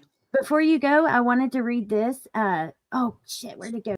Y'all, yeah, someone had said, you know, a lot of people go through very hard times and their kids never know about it. It is possible. And Yes. I just wanted to, Melissa and I, we and Jen, too, but I know specifically in the recent history, very recent, we've had really serious things going on in our lives that our kids have never known about. You know what I mean? I know you know that, Melissa, you too. Mhm. So, like, it's entirely possible. It's hard, but You do what you do, and again, everyone has different parenting, so I don't want to like point my finger, but in my opinion, as parents, we do what we can to protect our children and shield them. Now, obviously, if there is a legitimate threat and they need to be aware, I could understand that. But in this particular situation, I have not seen anything as of yet that would lead me to believe an 8-year-old would need to be aware of anything, let alone having it impact his eating or sleeping or anything like that. exactly. And neat, thank you for 27 months. I'm not sure. But no, you don't have to get down. Just at the beginning, whenever I was sitting here and then I didn't know if you were going to come up or not. And I had seen Bindi and Amber in the chat and I was like, maybe they want to say something too. So I wanted to offer the link to them. And Hell then, yeah. yeah, with you too. But so you don't have to get down. Yeah, I want you to stay. Can you not stay? I can mute because I can't self restrain as far as interrupting. You can interrupt me. I don't care. But I do want to hear your thoughts. I love your Um, interruptions, but Me too. Thanks. Okay, so there was a few parts that I in the response video that I was like, First of all, I didn't appreciate her. It wasn't her. Well, no, she is the one that said it. She referred to Christina as a trial tourist, as if you must go and attend a trial in person to be considered legitimate as far as reporting on trials. Did she, it's quite possible, I'll play devil's advocate. It's quite possible that I took a personal affront to that simply because I do cover trials and I do not consider myself a trial tourist. Um, and I don't go in person. I simply just cannot go in person. I did want to attend Sarah Boone's, but then the hurricanes came and it messed it up and I couldn't do it. So, does that mean that I am less than, or other people who don't physically go and attend a trial in person are should be less believed? Um, I don't think so. no, I absolutely think not. witnessing a trial in person gives you clearly a different perspective, right? Especially when, like, for example, you get to see everybody's reaction to the evidence, not just the defendant, because usually when you stream a trial, you're reliant on whatever the camera person is doing. And we all know that I've had many talks with the camera operators of the various trials because I don't appreciate when they choose to zoom or not zoom, or half the time they're late to even show, like, if the evidence is up on a screen, we get it 45 minutes after the fact, that kind of thing. I don't that irritated me. And then there was another part where um oh, they were discussing the text messages and the contents of those. They continue to reiterate that um these are private messages. Okay. Here's the deal about that. Yeah, they were private. They were between you and all of the parties that you share that were involved. So if it was a group text, you weren't the only person in that group text. And I wouldn't share private texts, but that's my own personal policy, okay? And it is what it is. Sometimes you don't have a choice. If somebody is calling you a liar and adamantly, vehemently saying, I didn't say this, that, or the third, and you have a screenshot and you know that they did, sometimes it's necessary. But Yeah. the other part of that was that it seemed to me that they were talking that they first of all they reiterated again that it was private. Then they went on to talk about, do you have a sarcastic sense of humor? Okay, let me just start here. First of all, humor is subjective. What's funny to one person won't be funny to other people.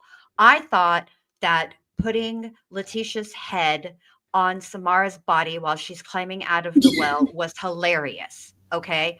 But there were people who, when we did that meme contest, that didn't think it was funny. And they're completely entitled to that opinion because, again, humor is subjective.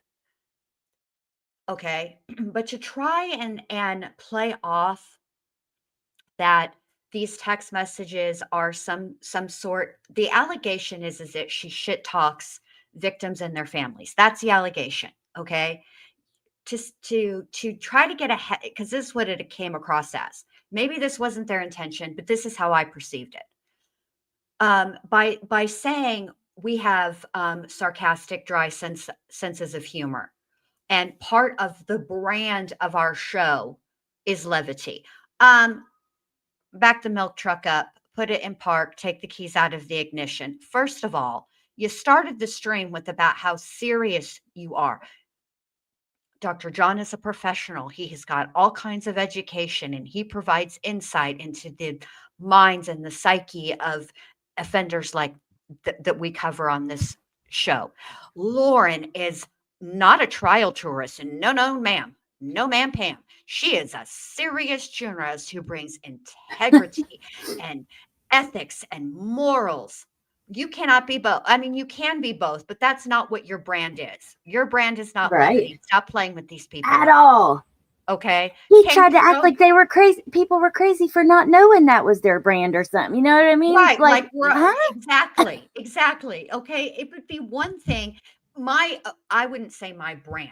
I would just say that when I go on my channel, I bring me to my channel. Part of me is when somebody does something or says something ridiculous during a trial or an interrogation, I call that out.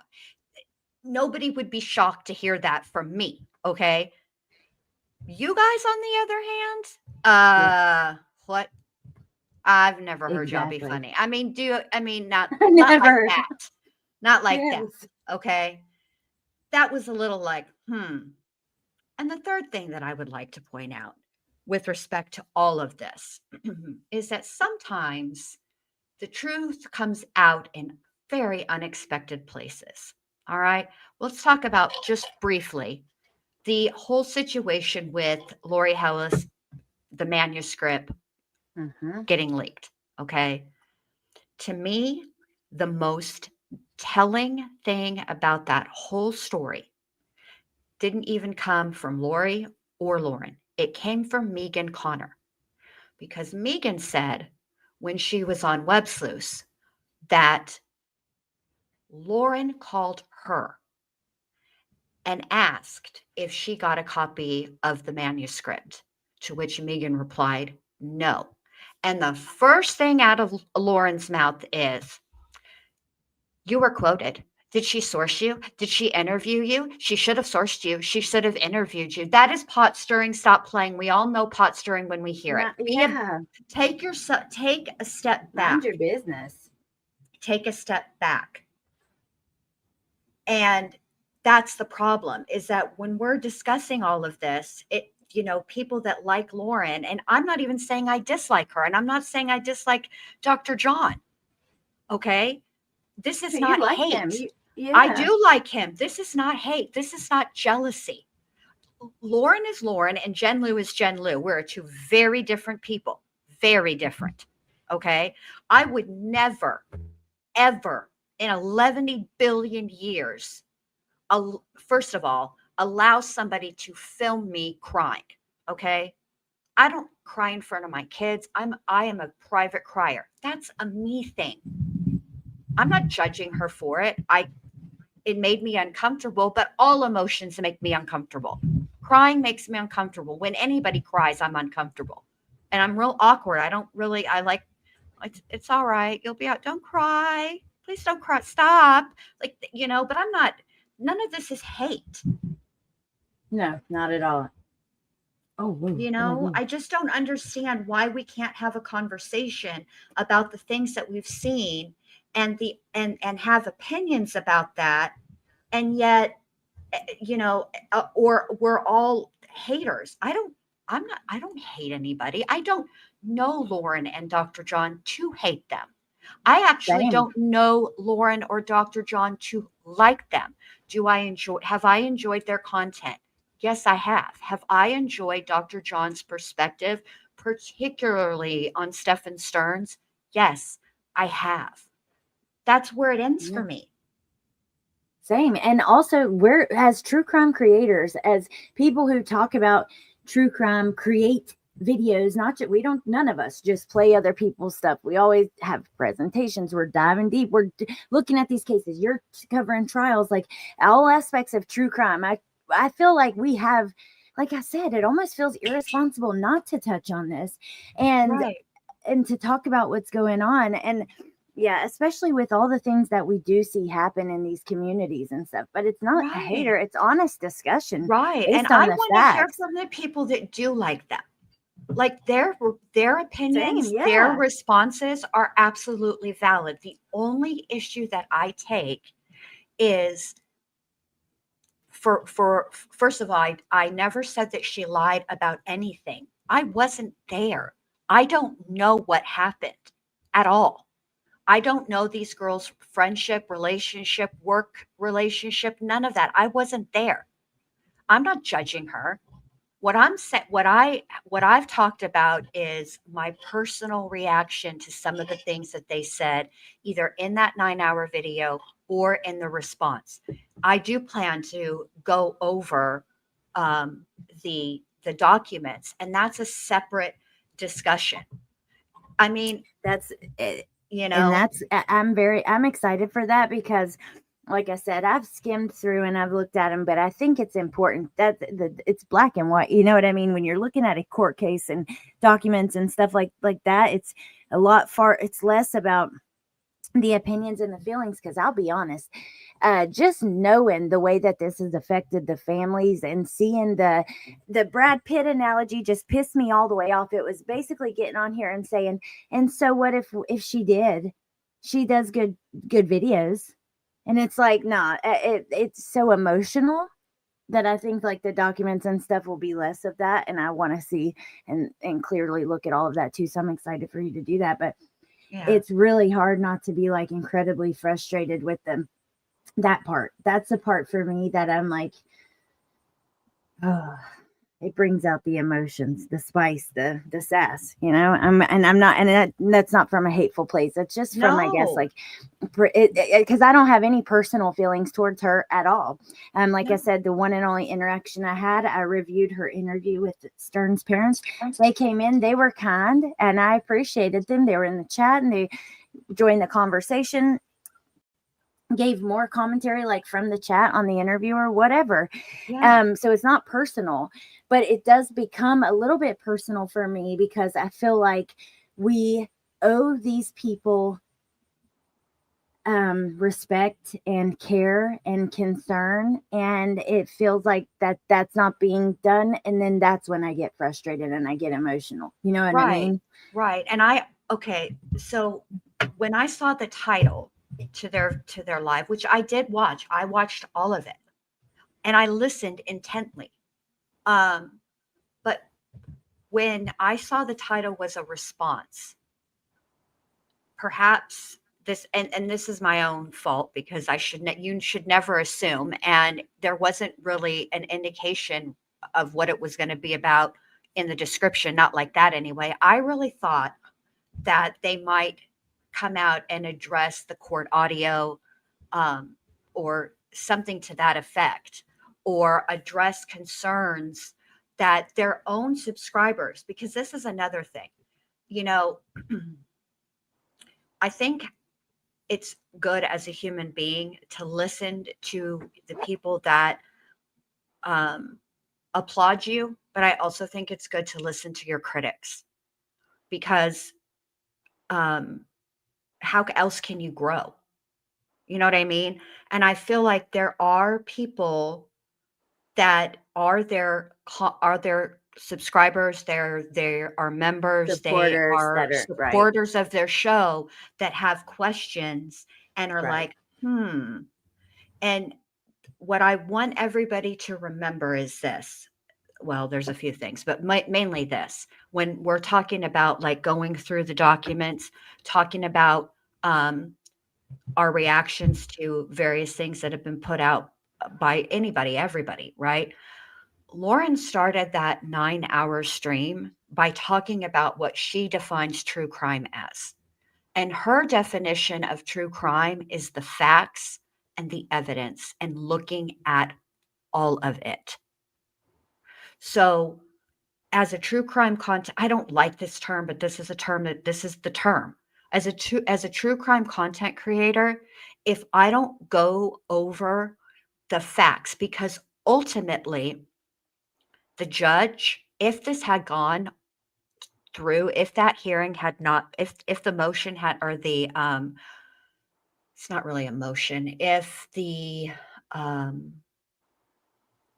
the request for a permanent stalking injunction had not been withdrawn, and this had gone to court, this had gone to through to to a final hearing, that this is the evidence that would have been discussed.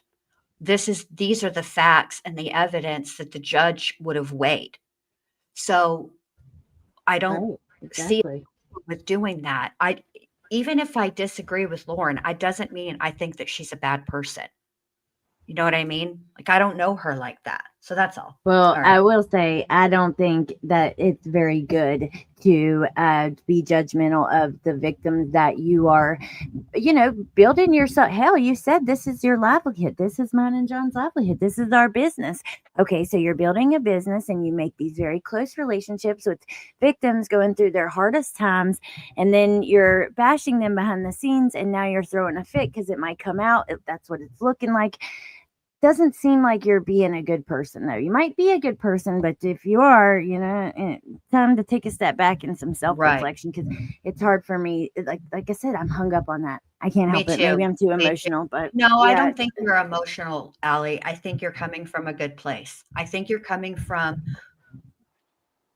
where the way that you cover true crime is to to show compassion to the victim and to tell the victim's story. And the victim is, and by and yeah, also just with understanding. the families, because they are victims too in all of Right. this. So And I try when you do it too, and Melissa too. That's why you guys are my best friends, because you are my kind of people. But to try to do it because we're interested in what's going on, we want to talk about these things. They're important. More people need to know how much crime actually happens, and how many people actually go missing, and how many kids are abused by their teachers and their coaches and their whatever, and all the things. But we have to do it with understanding. We try to do it in a way where even if you may not agree with a victim or a family member or whatever, and we always take the approach of let's wait and see, or we don't know what they are going through. We have not been in that situation, thank God. So let's not judge them for how they're like. That's right. such an important part. And it seems like in every big case we end up talking about that, right? Because people are, oh, they're not acting right or this or that, and we're like, no, wait, Chris and Katie. And hell, I didn't even talk about that case really on my channel too much. It was so nasty. People judging Chris, Katie, Seth for every movement they made. And all three of us consistently and continuously spoke out saying, leave all fucking three of them alone. Give them a minute until police say they're a suspect or they're arrested or something. Like, give them a minute. Their parents, they're grieving. Exactly. Like, you don't know what you would do. And so, you know what I mean? That's like the perspective I think that probably we're all looking at it through. Right. Is working like so hard to be those voices, and then seeing this, it's real frustrating. But so what time is your thing tonight?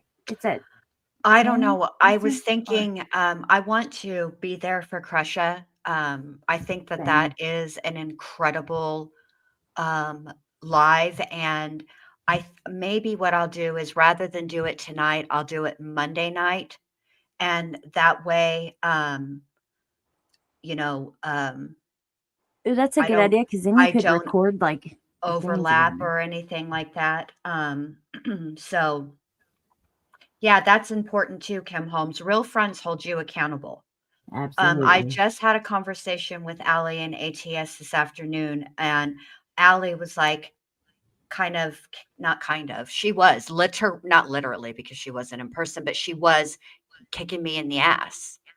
And that is what you need. A good friend tells you what you need to hear, not what you want to hear. So I I think love that's being that voice important. though to my friends. I Sometimes love being the kick in sometimes we need to the be ass. checked. Human Yeah. beings in general need to be checked. Sometimes when you're so close to the picture and look, if somebody said that TikTok with the brother about the brother, that if I were in her shoes, I would be ready to go full scorched earth, hold my hoops, kick the flip-flops off, hair in a ponytail, ending bloodlines, snatching souls, the whole nine. Okay. Would I actually do all those things? Well, no, because they're illegal. But that would be my feeling. I would be livid at it. And I think that's where I'm getting frustrated with on some of these discussions is that I can think both things at the same time. I can think that what that TikTok and all the TikToks were petty, messy, and foul, right? Some fouler than others, Yeah. particularly the Yeah. brother. But I can also Right. think that some of the things that Lauren has her response to some of those things have also been wrong, have also been petty, and they can both exist at the same time, you know? Yes, I want to just highlight this comment for a moment because I want to try to speak to the other side of this badgered witness for you and just say, so they say, I have to admit, I'm curious what Kresha has to say. I think we should all go listen. This is one of the most important voices, right? And when compared to our voices, I have been kind of grossed out by watching the family members make platforms off of this. So I haven't really watched her. Well, and I want to try to speak to the other side of that and get you to see something. So, Hidden True Crime builds a platform off of that case. Hell, if you remember in the beginning, people that were actually going up there, it was a huge thing, and the kids were missing for a long time. And the journalists like Nady and Kresha, the Justin Lum, these people, we know them, or not Kresha, I'm sorry. Why did I say her name? Lauren. We know these people because they were there reporting, right? So they built their platforms off of the case. These family members have more of a right. I'm sure. Can you imagine seeing all these people tell your story and they probably don't get it right? And nobody could get it exactly right if it's your story with somebody else telling it. I want them to build platforms. If anybody deserves to, number one, they should. But number two, you must feel like your voice, you like it's not being told accurately, and you need to speak out, and you want the truth to be told, and you want people to see it for what it is. And I think it's really brave to do that. So for me, it's, they deserve to have if anybody has built a platform off of any case, they deserve it more than anyone. But also, it's not them building a platform, it's them just using their voice to correct the record. Because I can imagine anybody else telling my story. Guess what? I'm on here telling stories. On here talking about stuff. If it was my own story, I would want to be the one telling it too. So I would be doing the same thing. So just think about it like that. I think it's sometimes we get caught up in the thinking that we just get caught up in what we see just here, and we need to think a little deeper and think beyond that. And I just wanted to try to give you that other side of it. So maybe you could see like, well, and give it a chance. That's all. Sorry. What are you sorry for? No, that was well said. They have a I right get to tell their ranty. story. Thank You're you, not Benji. ranty, you're passionate.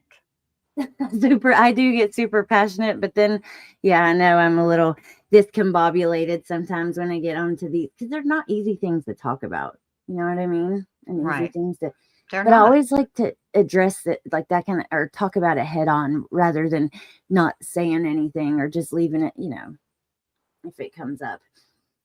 But I don't want to go through these anymore since you're doing it tonight. No, go. Um, No, because there might be something you want to talk about. Not tonight, babe. Tomorrow night. Remember? tomorrow 'Cause night. Yeah. yeah. I don't know. You guys know I have mixed feelings about even going through it at all because I almost feel like, are we doing? If I like, I've come up here to Allie's, I've gone on ATS. They've done great jobs. I mean, sometimes I feel like, what's the point? You know what I mean? And that's just me. I don't want anybody saying anything. Like, don't try to encourage me. That's not a dry bag for encouragement. I just, I worry No, sometimes. don't do that. Don't do that because number one, even if someone has already spoke about it, that's me. People want to hear from you too. Not only that, you're going to bring a different perspective, a different take, and I'm not reading through the documents start to finish. And that would be I do think if you're going to wait till tomorrow, maybe you could record it and then play your recording. So if people want to just hear the documents or come back to them for some reason or somebody play it in a video, they'll have Yeah. both. I think what I'm going to do, you guys, okay, that's what I'll do then. I'm going to read through the documents, okay, from start to finish. After I've read through all the documents, then we'll do a discussion. That way, I can't hear Bendy all of a sudden. what? Tell her to go out and Did come you hear back that? in. I can hear No. MJ. I can hear Melissa. Maybe refresh and come back in. Okay.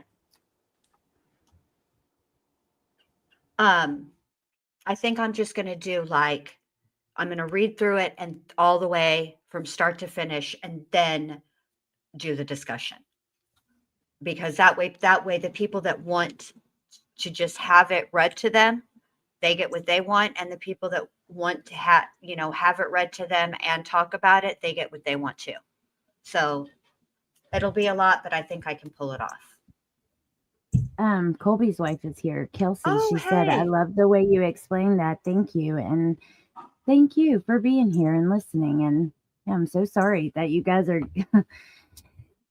I'm just so sorry.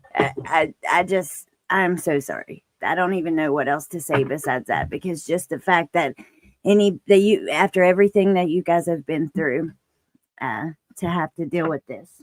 Yeah, it's important for, and that's the beauty, I think, that is YouTube. YouTube is you. It's, your story, your perspective, your opinion, your creativity, all of that. And I feel like I want to hear, let me say what I've enjoyed about watching Colby's podcast. What I've enjoyed about listening to Colby's podcast or his show is hearing his evolution, hearing his growth, hearing how he is moving through all of this, because that is an element of true crime that very rarely gets covered.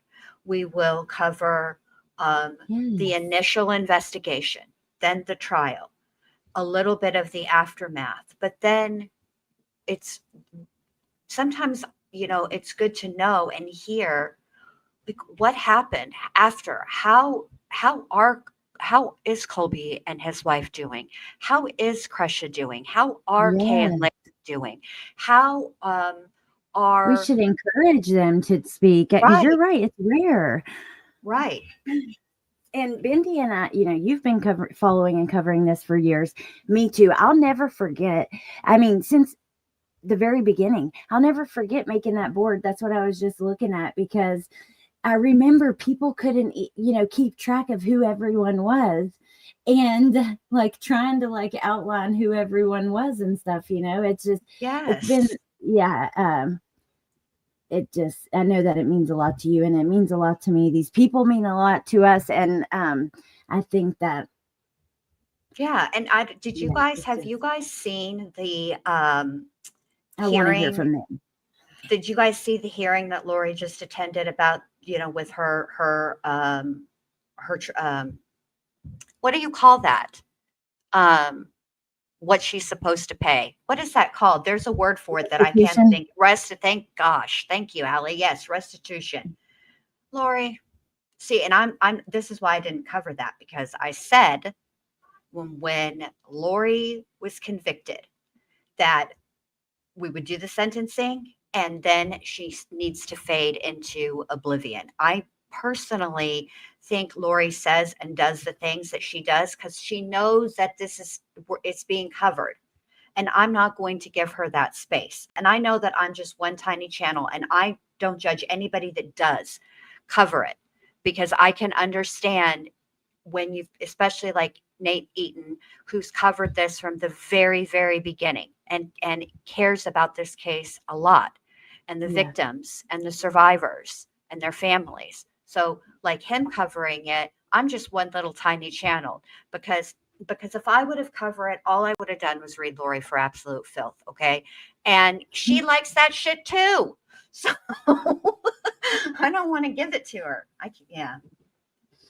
Yeah. Well, I don't know. I do like listening to you read Lori and Melanie Gibb for Phil. That's enjoyable, quite enjoyable. Oh, Krisha. I can't. look. Hey, Kresha, I cannot Mm. wait until Melanie BP catches her charges. Melanie, girl, they coming for you. Trina is not playing with your ears. They coming for you, ma'am. Krisha said, I'm so good to see the Lord's real favorite is here. Hey, Kelsey. Krisha, we are waiting. We were, saying that you are going on tonight. I really look forward to it. I know that a lot of the people here, I hope you guys will go and support Krisha tonight. Bindi, I know you're looking forward to it. Oh, so, yeah, we yes. will be there. And then Sandy, we need one of those whiteboards for the Hidden True Crime Craziness. Girl, I made that years ago, back when I still lived in West Virginia. I did not know how to make digital graphs or anything. I used a ruler. I went to the store and bought like one of those poster boards you use at for school, and I used a ruler to try to get the lines right. And I was trying to, because think about this case. Look when at you Allie's first, look at her little school project. You did good, Allie. Little when you're homework first project. learning about it, it's so confusing, and all of the people involved, you know what I mean? It's confusing. But now we have to add more people. We have to add Colby's wife. We have to add Yes. Trisha, and Yes. because this We is need to just add like in whatever comes out, because remember, when they talk about Melanie Boudreaux Pulowski during like Chad's trial, Lori's trials, okay, only some of the evidence of Mel's involvement, Melanie Gibb too, gets to come in, okay, because it all has to be relevant to the specific trial, okay. And since Melanie at Lori's trial in Arizona was not a party, she wasn't a defendant at the time, very limited evidence by both sides could be shown. This is what I'm waiting for, is to see the rest of it. And Melanie Gibb, you too, Bangs, you're next. oh God. You need to be Yeah. next. I have some major issues with both Melanies, to be Yeah. honest, but that's just but Krisha said, I made major connections this morning that I can't wait to share with you all. It's a big day. Hope to see y'all there, Kels. Love y'all. Yay. Krisha, we are sending you all the good vibes, love, support, and we will be there. We will The be mods there. have been dropping the link all throughout the live. And Tess, will you grab Colby's link too and make sure that people are, which I know probably you guys have it, but in case you don't. And I'm going to wrap it up there. Yeah. I think that, yeah, it is a big day. I'm just like sending you all the good vibes and the calmness, because I'm nervous. So, Right. but in a good way. But it's at 8:30 Eastern. I think it's at 7:30 Central. Yes. That's But correct. as soon as the link's up, we'll share it on the community tab. No, Krisha is the daughter of Kay.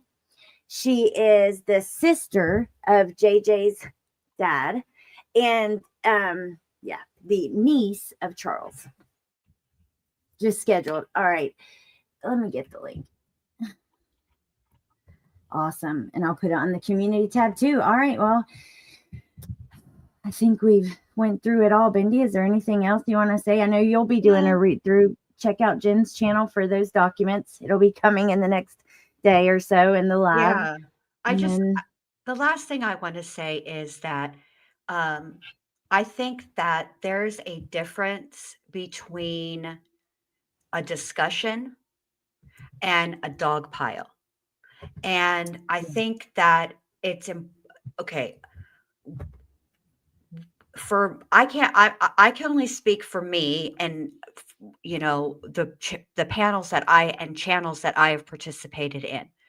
I can speak confidently that Allie and ATS News and Melissa Jade and myself have never we're trying to discuss what happened and the farther reaching implications.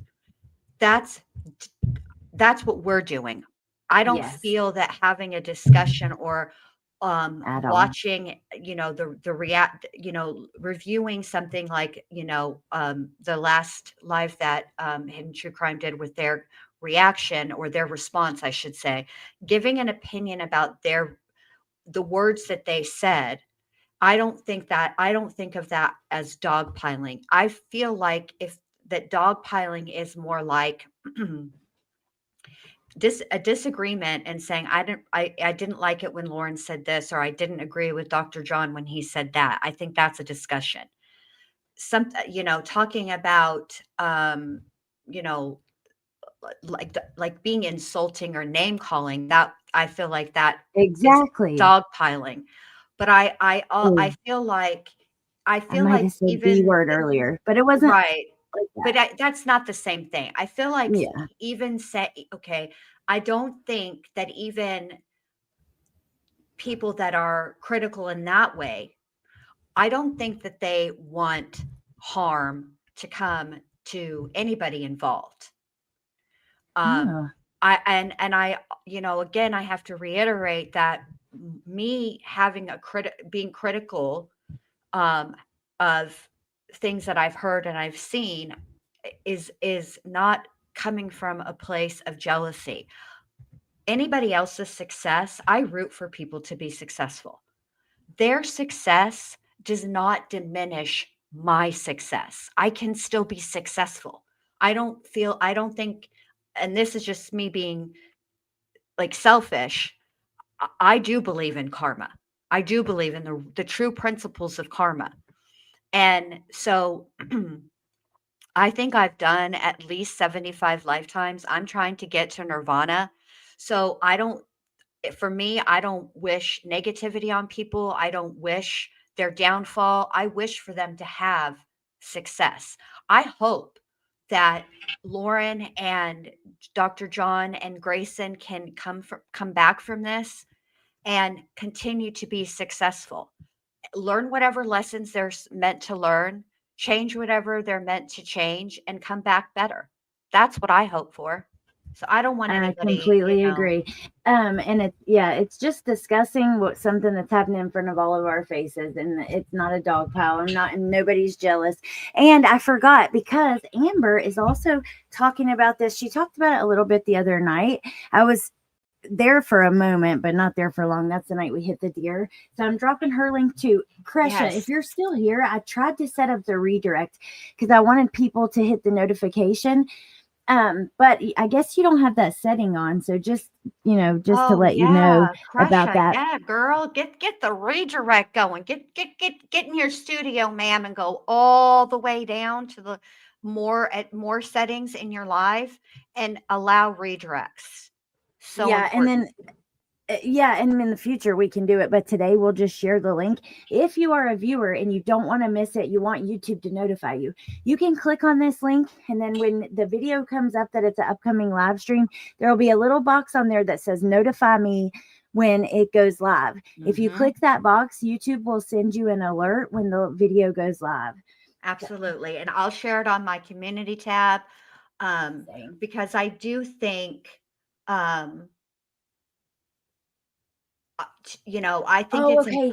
Yay, She's yay, gonna do it yay. now. Yay, I'll yay, wait yay. until this comment's Yeah. good, Bendy. Look at this. Hold Why on, does my screen just stopped for whatever.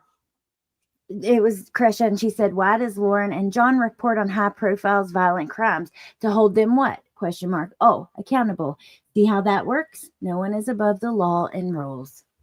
You do it on the tubes, great point. Kresha. Do it on the tubes, babe. in the Go to your studio. YouTube. Yeah, go to your studio. Go to your studio. Click on the actual live.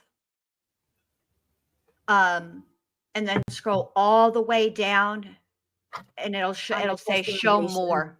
Yeah.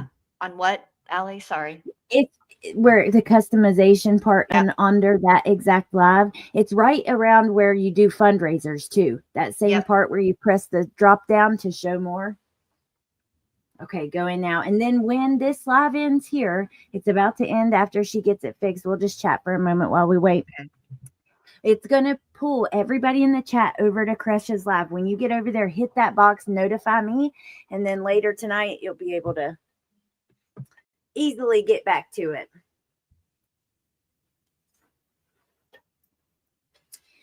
Simone says, be careful with that karma stuff. Seriously, it's like witchcraft and sorcery, and you can find out for yourselves how far you want to take it. That's your opinion. I don't see it that way at all.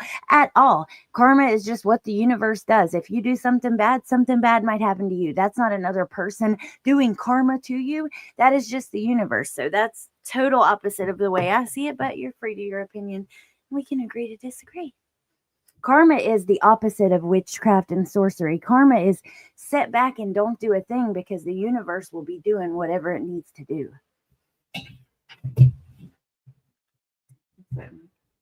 Sorry. Bindi, Oh, are you that's still here? unfortunate, Jules and Gray. See, I don't like that. I agree with you. Bashing her looks repeatedly is not. I wouldn't consider that Mhm. criticism. Oh my gosh, crazy mama! I just saw. I didn't see you this whole time. Hi.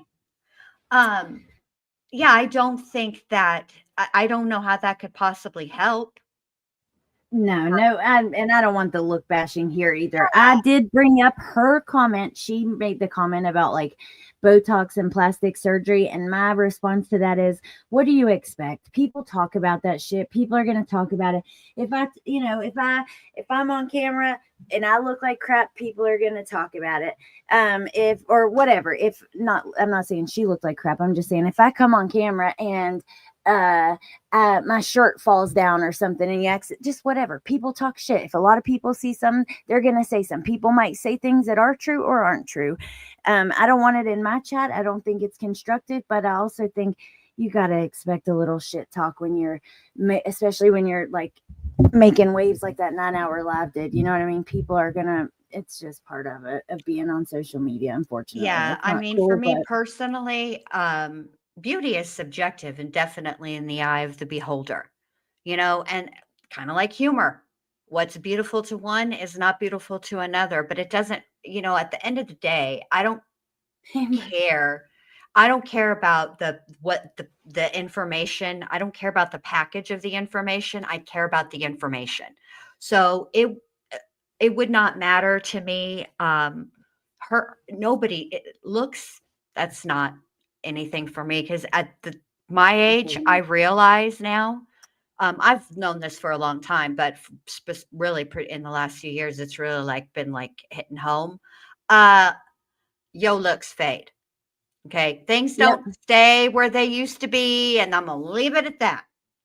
Okay, So, Krisha. So you're in the studio. You go to content on the left and click that live that's coming up. Once you click on that live and it'll say video details where you put the title in the description, you go on that left column to customization, and then you scroll all the way down to redirect, and it says redirect allows you to keep viewers engaged. You have to allow it right there, but it's like, maybe that will help if you got any. Let me see if there's any more questions because I'm looking at it on my screen now. So I just walked you through it. Again, you just click that video. Once you click that video and it has where you put the title, you go to, hold on, click that video. Then you go down on the left to customization. And then you just scroll down to the bottom and you'll see redirect and trailer. you might have to hit show more. Sometimes you have to hit show more. Yeah, I usually do, but now I don't for some reason. But it's where you put slow mode and subscriber only and that stuff on for the live. Or members only, that kind of thing. It isn't showing you that video. So you are in your studio and then go to Are you on the the live studio? tab. Hold on. Are you in your studio, the app, or are you on your studio on the browser, like desktop or laptop? Because you might have to Go to the live go column. to the live tab. That's why you got to do this on from the browser, Yeah. Oh yeah, from the browser. Kresha. And I'll say this: I don't think that Doodles and Gray was saying anybody in this Oh, chat. I know. Yeah. Like, I just want to make sure everybody understands that. But Also, it's like I do make fun of Melanie Gibbs Banks, and I make no apologies for that. And well, you that's can not change your hair, and she's evil. So well. That's not like. Here's make the fun of thing, though. Tisha. All I did was point out how through the course of the interview, okay, her bangs were laying like, bangs lay at the beginning of the interview. However, the longer the interview went on, and in particular when they started to get to the parts where she gave Lori and Chad a head start by lying to the cops, the bangs started to go like a tuning fork. They looked like a divining rod. That is what they looked like to me. It was just But a you can funny change your bangs. aside. That's different. But also, look here. I don't like fashion looks either. And I know Doodles wasn't talking about us, No. but just generally, really, who cares? People are allowed to have their thoughts about you. If they don't think you're pretty, or they like, honestly, if you have that big of a platform, like for your average person, it can be incredibly hurtful. But if you're gonna have that big of a platform, you have to toughen up, get some thicker skin, because Yeah. people are gonna be mean. They're gonna do it. It's just the way it is. We're on the internet, So Exactly. I'm still You dropping have to pressure. take the bitter with the sweet, unfortunately. Exactly. Ooh, You thank have you, to take the Crazy bitter Mama. with the sweet. It happens. It's part of But life. I do. Doodle says, and while we're waiting on Kresha to get if she's going to try on the browser, going okay inside the live stream video. Now go to the left column where it says customization, and then scroll down to the bottom, and you'll see redirect. Doodles wants to know about the thought she's being dogpiled, and I don't think she's being dogpiled. I think it's just the internet responding, and it's a hot topic. I guess it could. I could see how it could feel that way. I don't think that's what it is, but I could see how, like, you got a lot of people talking at you or criticizing you. That can't be easy. No, it cannot. And I would imagine, Doodles, that like it would be very difficult to not even to go like not watch anybody else's stream, but maybe to go in your own live stream comments after the fact, or even like on Duty Ron's or Web Sleuths where she went, where it's being discussed. She went on Duty Ron's, and I don't remember if she herself went on Web Sleuths. I don't think that she did. I know Grayson did. But to go back and look at those comments, that has to be incredibly difficult.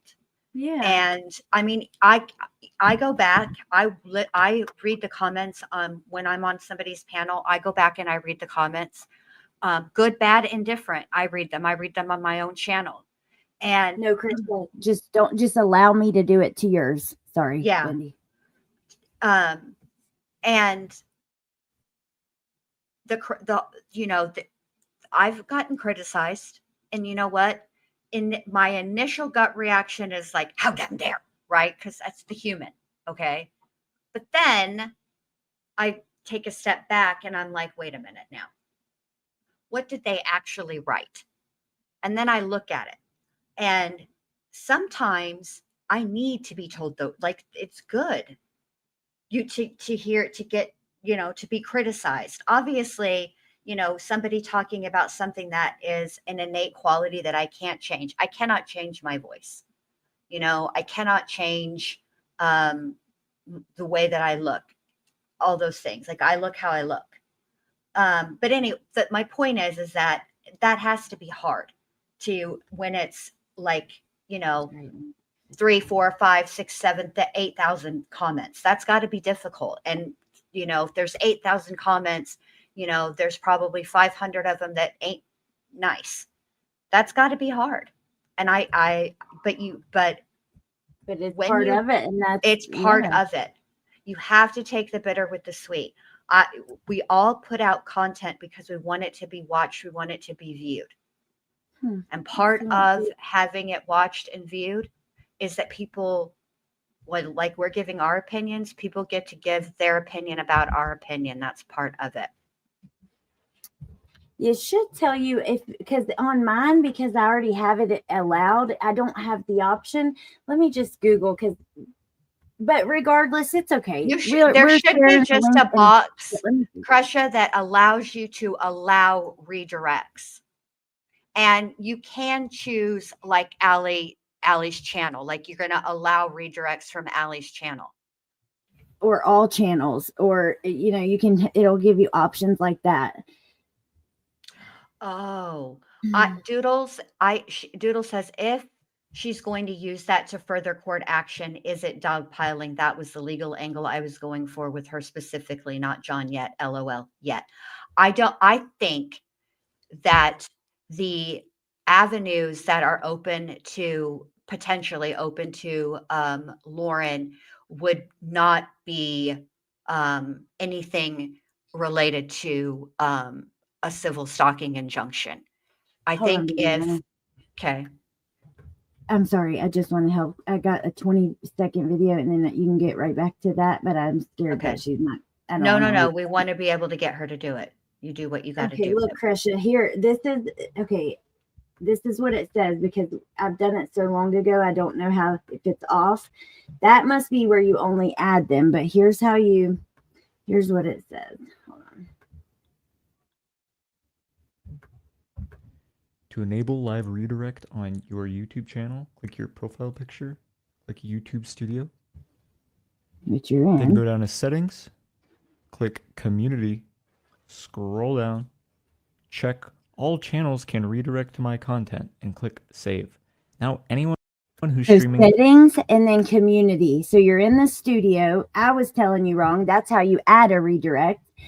You're in the studio already. On the left, scroll all the way down to Settings, and then go to Community, is what he said. Let's see, notification, and then I don't see it on Community there though. Permissions, because hold on, let me pull my studio up. I'm so sorry. We're such a helpful channel, aren't we? We're out here just doing the Lord's work on this Sunday. Permission. All right. Let's see. Settings. Messages. Posts. Permissions. Hold on a minute. General. Oh, it's under community moderation, and then user management, where you add and remove mods, where your blocked list is. Scroll all the way down. So you go to Settings, then Community Moderation, then User Management, and scroll all the way down. Good job, Allie. You done did it, girl. I hope that was helpful. I mean, I can share my studio page right here, so under Settings, you have Community Moderation, and then User Management, and it's at the bottom. This is like where mods are, and the blocked list, and then redirect.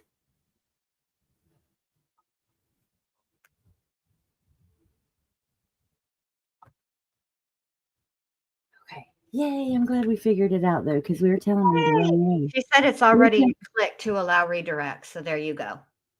But it doesn't allow it. Refresh. Okay, hold on.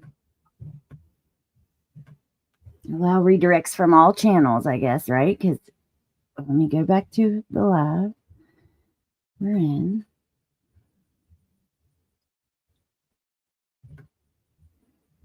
Settings, customization, redirect, add. difficult.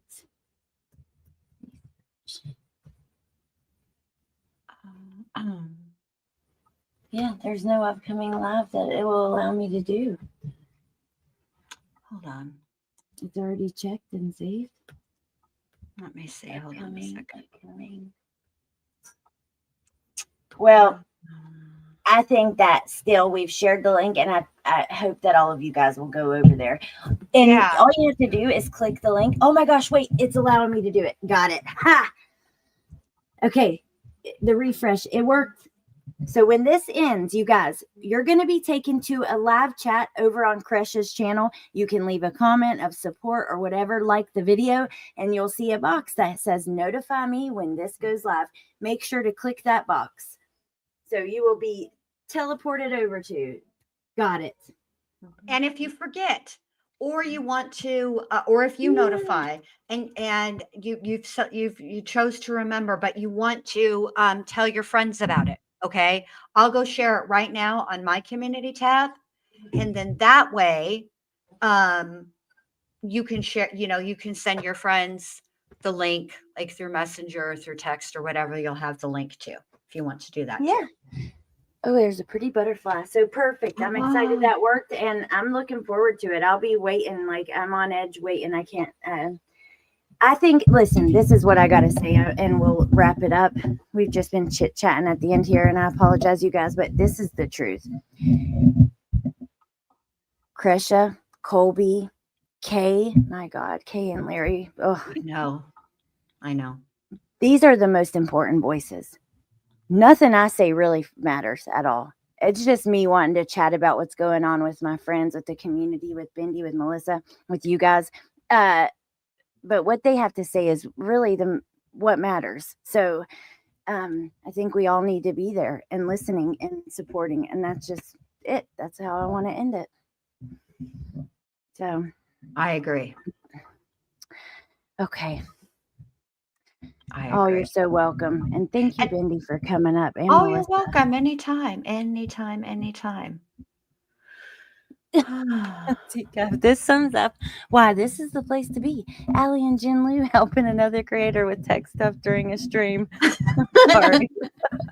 We try to help. Dog mom. Oh my God, wait, I forgot. There's one comment I can't go on without addressing. Patricia. Oh. I saw that you said you were out of the hospital. I didn't know. Yes, Patricia. I hope you're feeling okay, and if there's anything we can do, reach out if you need to chat or anything. I hope you feel better.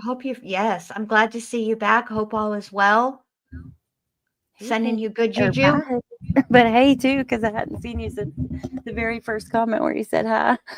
But I love when people are just like, I'm a big lurker. I need to lurk a lot. Too. Like sometimes people are a lot. So anyway, I got to take my time getting to know people. So same. Lurking. But yeah, and I can't wait to hear you go through all the documents. It'll be a lot easier to make sense of it too than just kind of trying to look through yourself. Right. I think hearing somebody read it to you. But all right, you guys have a good day. It is Sunday. Go enjoy your day. And absolutely. I really hope to see you guys tonight over at Kresh's. And Bindi and Melissa, thank you guys. I enjoyed the conversation. Having me. All right. Bye. Have a good night. Bye. Bye.